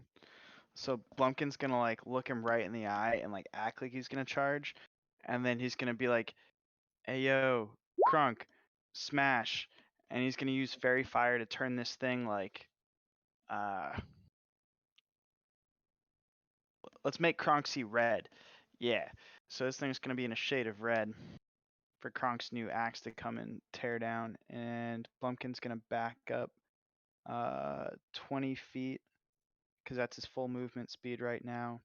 And with his bonus action, he is going to use Mage Hand to telekinetically like shove the Gyno Sphinx. He Wait, knows it's not gonna do too much, so he's gonna give it like almost like a little like titty twister, like shove.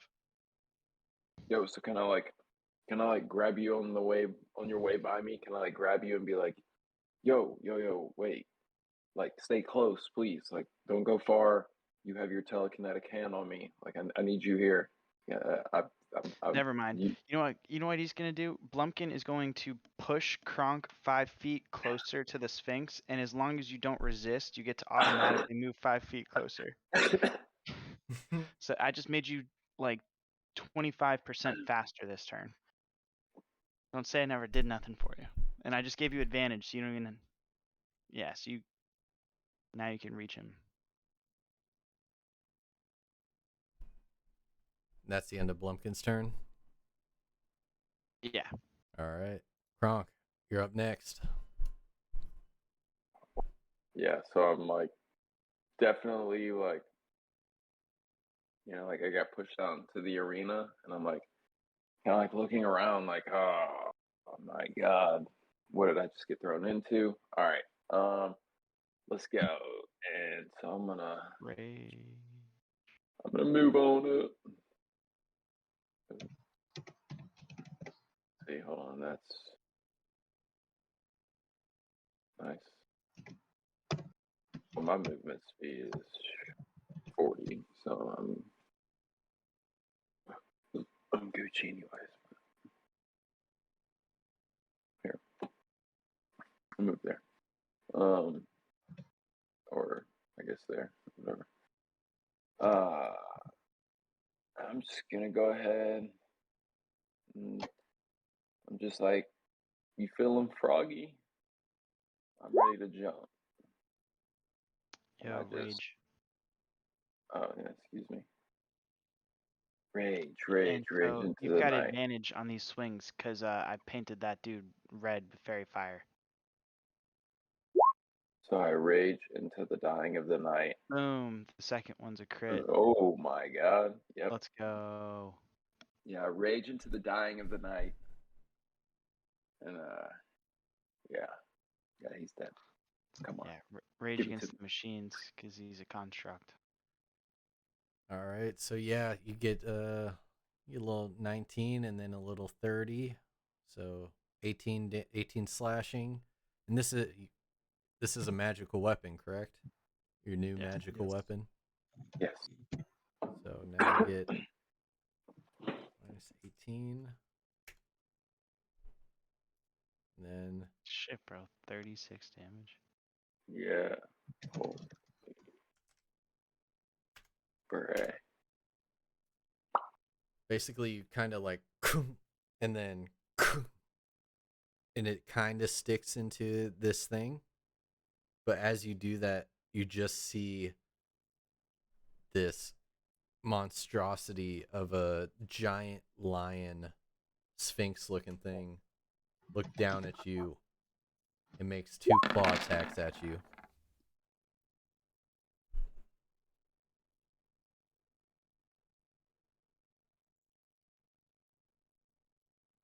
I'm 20 AC. You have a 20 AC.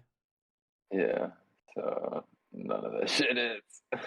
Basically it just like slaps you and then slaps you again, but you're still like holding on to your great axe wedged in it, so you like kind of like boom boom like get slammed into the wall, but you don't take any damage from it. All right, and that's Yeah, its because turn. Kronk's wearing like full plate and he gets like natural armor too. Yeah. Thorodur, you're up. Boost. Thurod's gonna walk up to this thing, and as he's walking up to it, he's going to cast spiritual weapon over here and create just a big hammer that looks like Mjolnir. And it does an extra D8 every turn, but I'm gonna walk up and hit him twice with my other hammer.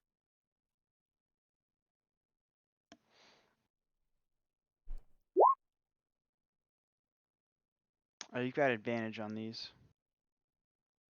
Well, I don't even think I need advantage, but I'll roll twice more, I guess.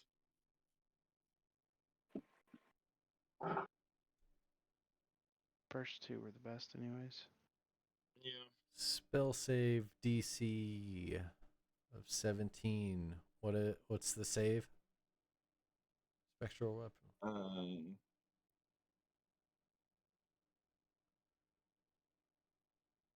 Wait, I don't know why there needs to be a spell save.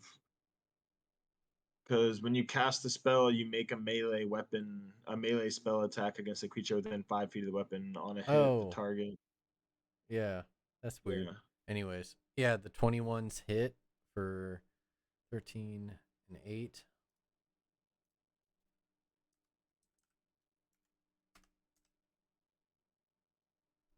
So yeah, I think I'd have spiritual weapon right here. Yeah, you basically like summon this spiritual weapon, and is this another attack or was That it was the the spiritual weapon attack. Was the okay? one that I just casted. That was my bonus action. Gotcha. You But the basically first two hits were my hammer in my hand hitting twice. like whack this thing while it, while Kronk's axe is still in it. You just kind of wail on this creature's side and its head with your hammers, and then the 17 beats its armor class, so it takes another 13 of damage. You come over the top and just basically create this magical Mjolnir looking hammer and just boom come down over the top on it. It's starting to crumble. It's starting to crumble a little bit. 13 damage with that spiritual weapon. That's a lot. Yeah, you and Kronk both did mid 30s for your damage. I'm about to, bro. I'm about to fuck this man. Wait, up. wait. Is your Warhammer magical? Your non-spiritual Warhammer? Um, Why aren't you using your +3 longsword? I didn't know I had a +3 longsword. That's what Rook Is just that- stole. Or Wild. Was that given to me? Pretty sure. Okay. Well then, yes, my sword was magical. Then, ha. But you Sorry, say that attacked it again? with a Warhammer. That was Yeah. non-magical, so actually you just kind of like bounced off it with 2 hits, and then you came across it and chipped away at its exterior with your spiritual weapon. Okay.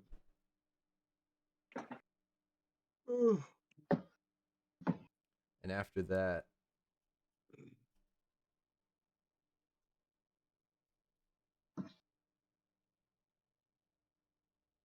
Wounding longsword. I'm gonna use.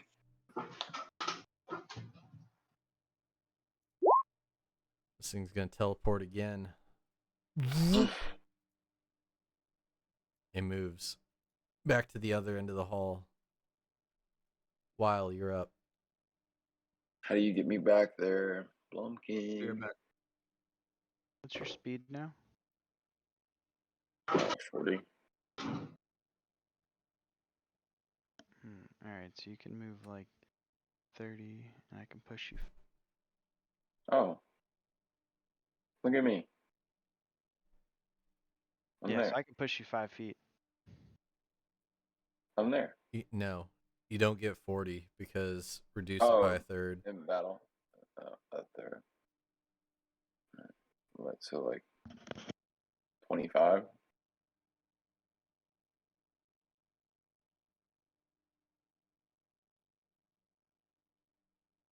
It's like 30. We'll round it up.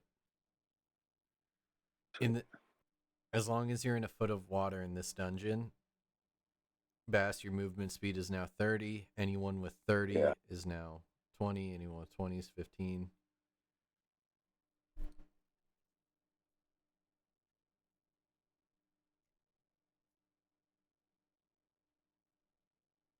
While you got a game plan?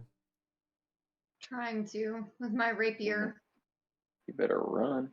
That's what your game plan better be. Oh. Um, You better scram. let's do. And if you hit him, he gets a chance to hit you. Yeah, I know. That's what I'm scared of. Mm.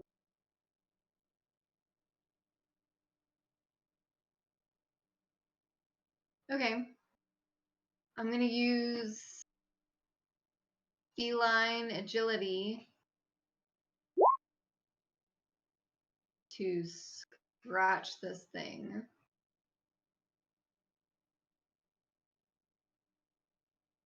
Melvin, let me know if there's anything else that I need to roll for in addition to using feline agility.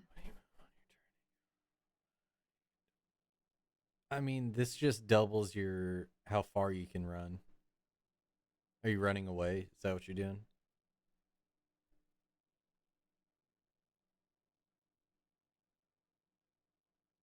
In addition, your claws are natural weapons, which you can use to make unarmed strikes.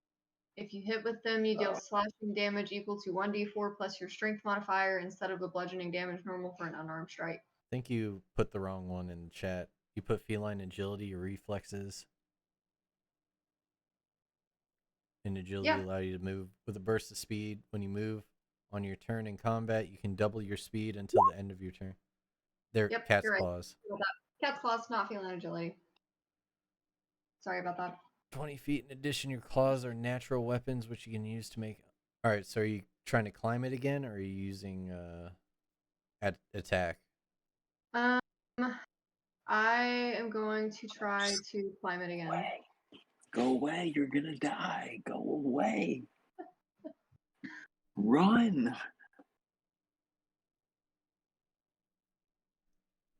I don't think she can hear Kronk all the way back there. Yeah, I can't.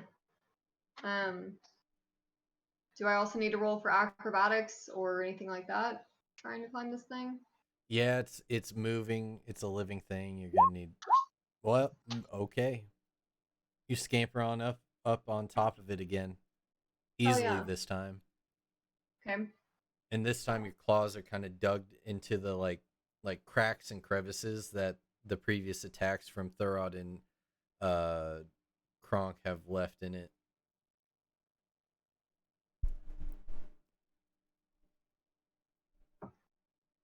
Do I have to wait for its response, or can I? Well, that was your movement. Acrobatics was your action, so yeah, you're pretty much holding on for dear life. All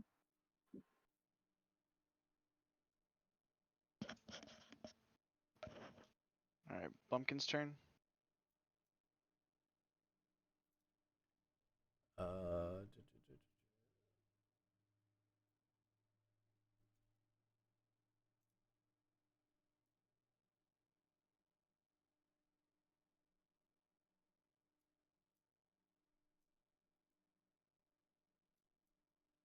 Yeah, Bumpkin's turn. All right, so Blumpkin is going to move Kronk up 5 feet with his bonus action with the telekinetic push, and then Blumpkin's going to back up 20 feet to right there, and he's going to use Shatter on a space behind, like 10 feet behind the Gyno Sphinx, so that only the Sphinx is hit and not wild. And so, because it is inorganic stone, it's going to have disadvantage on this saving throw.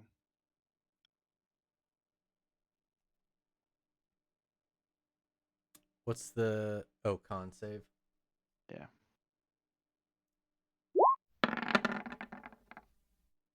Yeah, fuck out of here. All right, so it takes. That's how the Sphinx lost its nose, bitch. And that's exactly what happens. Kind of, and this Sphinx starts to crumble even more. Its nose slowly like falls off of its face. Word. And you moved Kronk up 5 feet already? I got you. Word. And then so Kronk, you should be good to catch up to him from there. And that's the end of Blumpkin's turn. He goes, "Get him, Kronk! Get him!"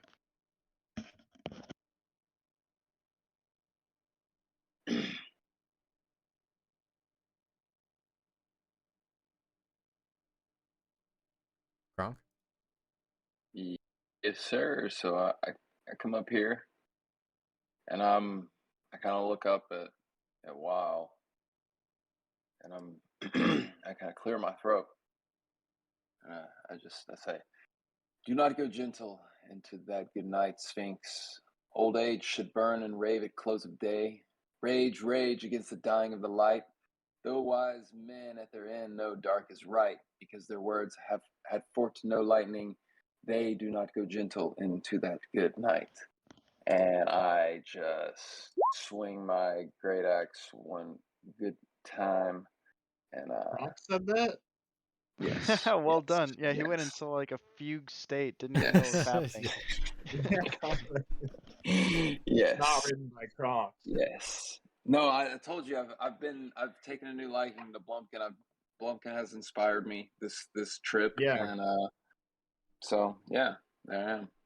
No, that was good. Blumpkin pretty much telepathically read that to me, but yeah. Has anyone watched Demon Slayer? Oh hell yeah. You know the yellow think I guy have. when he falls asleep and he actually becomes a good fighter?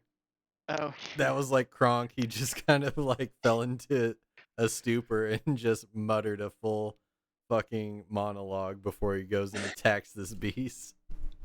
You picture like bars. Will Ferrell from Old School.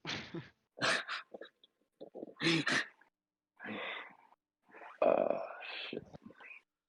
But yeah, with that, your great axe just barely like you running through this muck and mud and just kind of barely get there with the full extension of your arms, just graze this thing and take a big old chunk of 13 15 damage on this thing and kind of like chop a big old block off of its shoulder. It's still crumbling apart but standing firm and tall. Heyo. But, yeah. All right.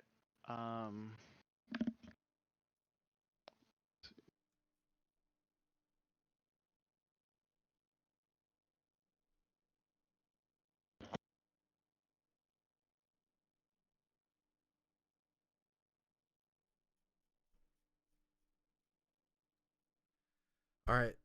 Now the Sphinx's turn. It sees that it is not in a good spot and it takes 2 claw attacks. One tries to swipe up on its shoulder and the other swipes down at Kronk. So 16 to hit while. Her AC is 20. Actually, her AC is 20. What? Yeah.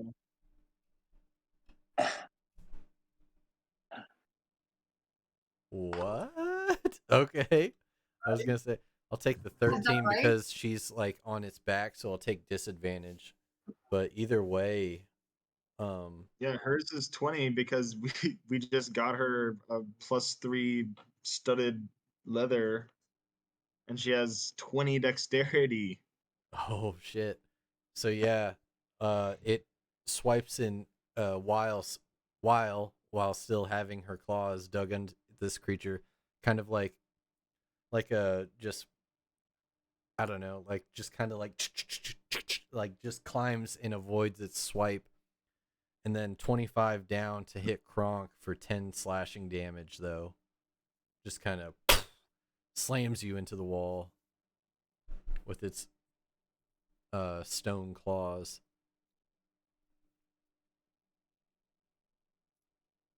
Well, hell yeah. I knew that stupid bird wasn't getting me anywhere. Fuck Rook.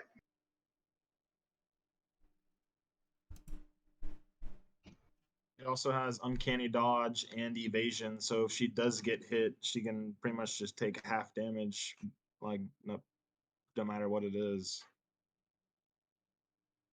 That's the end of the Sphinx's turn.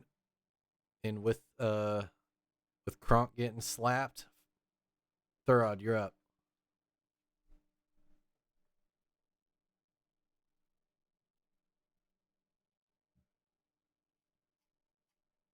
Yeah, my bad.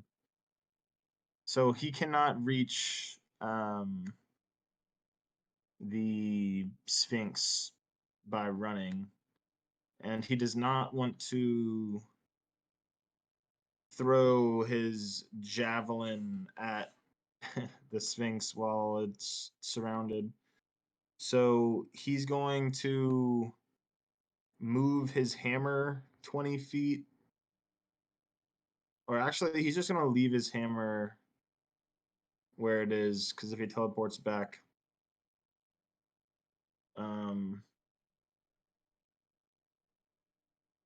He's gonna cast a spell. That's what I'm trying to say. He's doing Sacred Flame.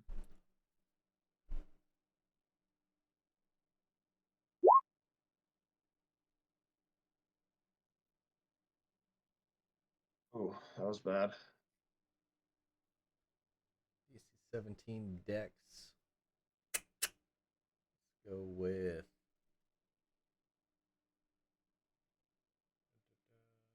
Here we go.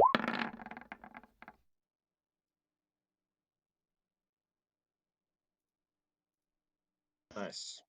Yeah, critical fail. I don't. Why is it rolling everything with advantage? Anyways.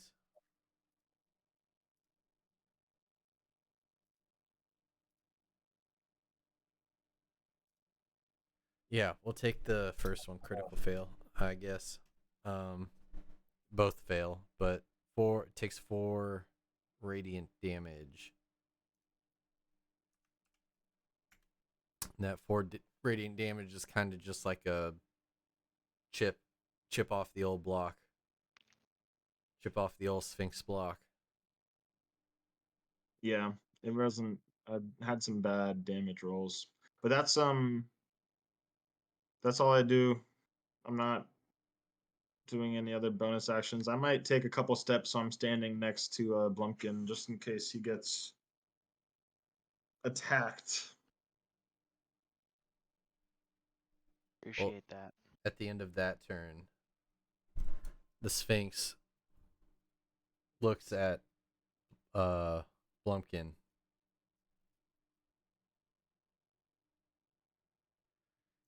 Just know that if he's next to me, he gets disadvantage on any of his attack rolls if he's attacking. And his eyes start glowing white.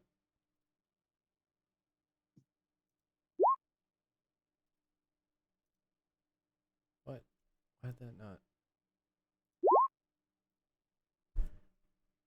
He casts Banishment. Oh no. He does that to who? To you. Blumpkin. Ha! Right where I want you. Because I have a charisma. I have a charisma saving throw. Aha. Eat shit. And with sparks of lightning coming out of this eyes, shoots towards Blumpkin, and with his loot just magically just kind of just dispels this thing and shoots it off into the walls of this tunnel. Yeah, Bumpkin just like takes the loot and does like a huge like power windmill and then just like underhand like smacks that banishment spell like into the wall. And he just like stares at him like that's all you got. Like really? Level 4 spells, bro? Do you know who I am? All right, while you're up, still on top of the beast. Great. I'm going to stab it in the eye with my rapier. Or at least try to. You have advantage. What's 14 plus 14?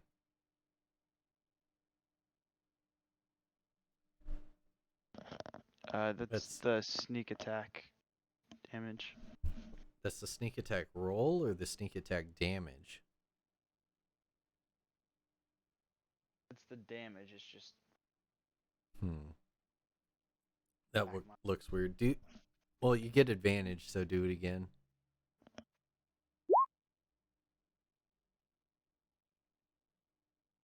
Well, with advantage, it connects. But why is that's weird. 5d6. Like that? Sorry, did I fuck that up? That's how you would have done it the first time, but I'm gonna take the 25 plus 15. Okay. But the 5d6 is on top instead of down here in the damage spot, which is weird. Jesse, you might have to mess around with that after. Make sure, because that's damage, right? 15 damage. So the So 25 it is should be 25 to hit. Yeah, seven yeah, I seven did a piercing and then global 15 attack sneak. modifier instead of a global damage modifier. See, that was my bad. Gotcha. That was what was confusing me. So 15. So the 25 hits, Just give me a second and I'll put in the right. 15 damage and 7 damage, 7 piercing, and then 15 sneak attack. The rapier is a +1, so it's a magical item, correct? Yeah. What's critical? Is critical twice the sneak attack damage? So for sneak attacks 5d6, a critical would be So where it 5 says more critical, d6. you put 20, like because that's what triggers the critical. Well, in the prompt it said d6. But okay. Oh yeah, I guess that's asking for the additional damage die.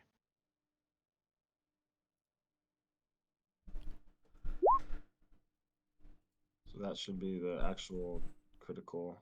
Not Yeah, sure. so that's not gonna give you the automatic extra 5d6. But yeah, click where it I'll give says you access to Sarla's character sheet, and you can compare after. Because I yeah, think that's he had cool. it. I think he had it set up right. Yeah, he does. But Olivia, you can hit the if the sneak attack hit, you can click where it says sneak attack at the bottom, and it will roll your sneak attack damage. I took the 15 and the 7. For that? Okay, Correct. 15. Okay, never mind. Yeah. So basically, as Weil is like hanging on for dear life as this thing is like swiping at it, swiping down on Kronk. It just got a shot of radiant energy thrown at it from Thurod. It's like a bucking bronco, but your claws are so dug into like the cracks that have formed since this battle started. You're able to pull out your rapier with one hand, jam it into a crevice, and just kind of like wedge, like kind of lean back and use leverage to just pop a giant chunk out of its mane/neck.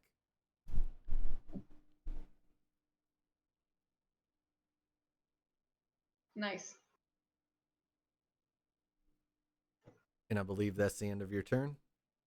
Mhm. All right, Blumpkin, you're up. Okay. So Blumpkin is going to from right here push Thurad up 5 feet so that he can get closer. In case, yeah, I'm gonna move Thurad up 5 feet with my bonus action, and then gonna use Eldritch Blast 2 times, and I should have advantage too.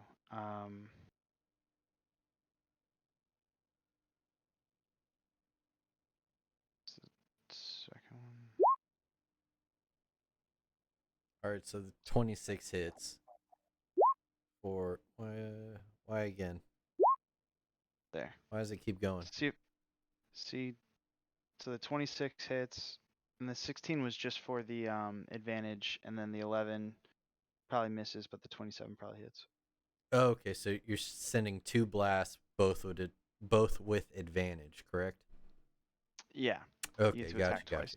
So yeah, like you said, the 26 hits over the 16 advantage, the 11 misses, but the 27 advantage. So yeah, correct. That gives you a total of 14 and 17, right? Yeah. Yep. And Blumpkin just goes, "Brah, brah, bitch, what you get." So Blumpkin, how do you want to do this? Gonna put one between each of his eyes and just go, "Don't you forget, that's what you get for messing with Blumpkin and boys. Plus tabaxi." Ooh, what you say? Yeah, and Blumpkin's gonna like just kind of be like Kevin Hart, just being like real small and stuff, and go up and try to like chest bump their Dur and be like, "Yo, but like quietly because we're in a dungeon. And he's gonna be like, "Yo, I put in a text to my buddy. He's this like paladin. You might remember him, Eldro. Maybe he might show up next time." Oh, I think I remember him. He has farts that smell of dwarves. Yeah, He'd I fit right texted in Steven. I was like, "Yo, Carnfaldir. we're in a dungeon. We need you." And with that, this thing slowly crumbles, and I'll make a quick acrobatics check.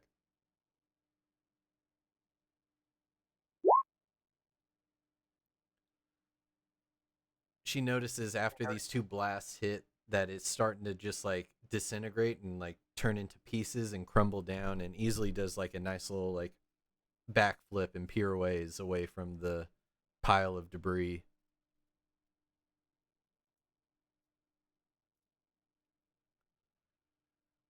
And past the pile, you can see that there's a central path, a western path, and an eastern path. And with that decision, we'll leave it till next time. Bum, bum, bum, I wanted to bum. investigate that Gyno Sphinx. Same.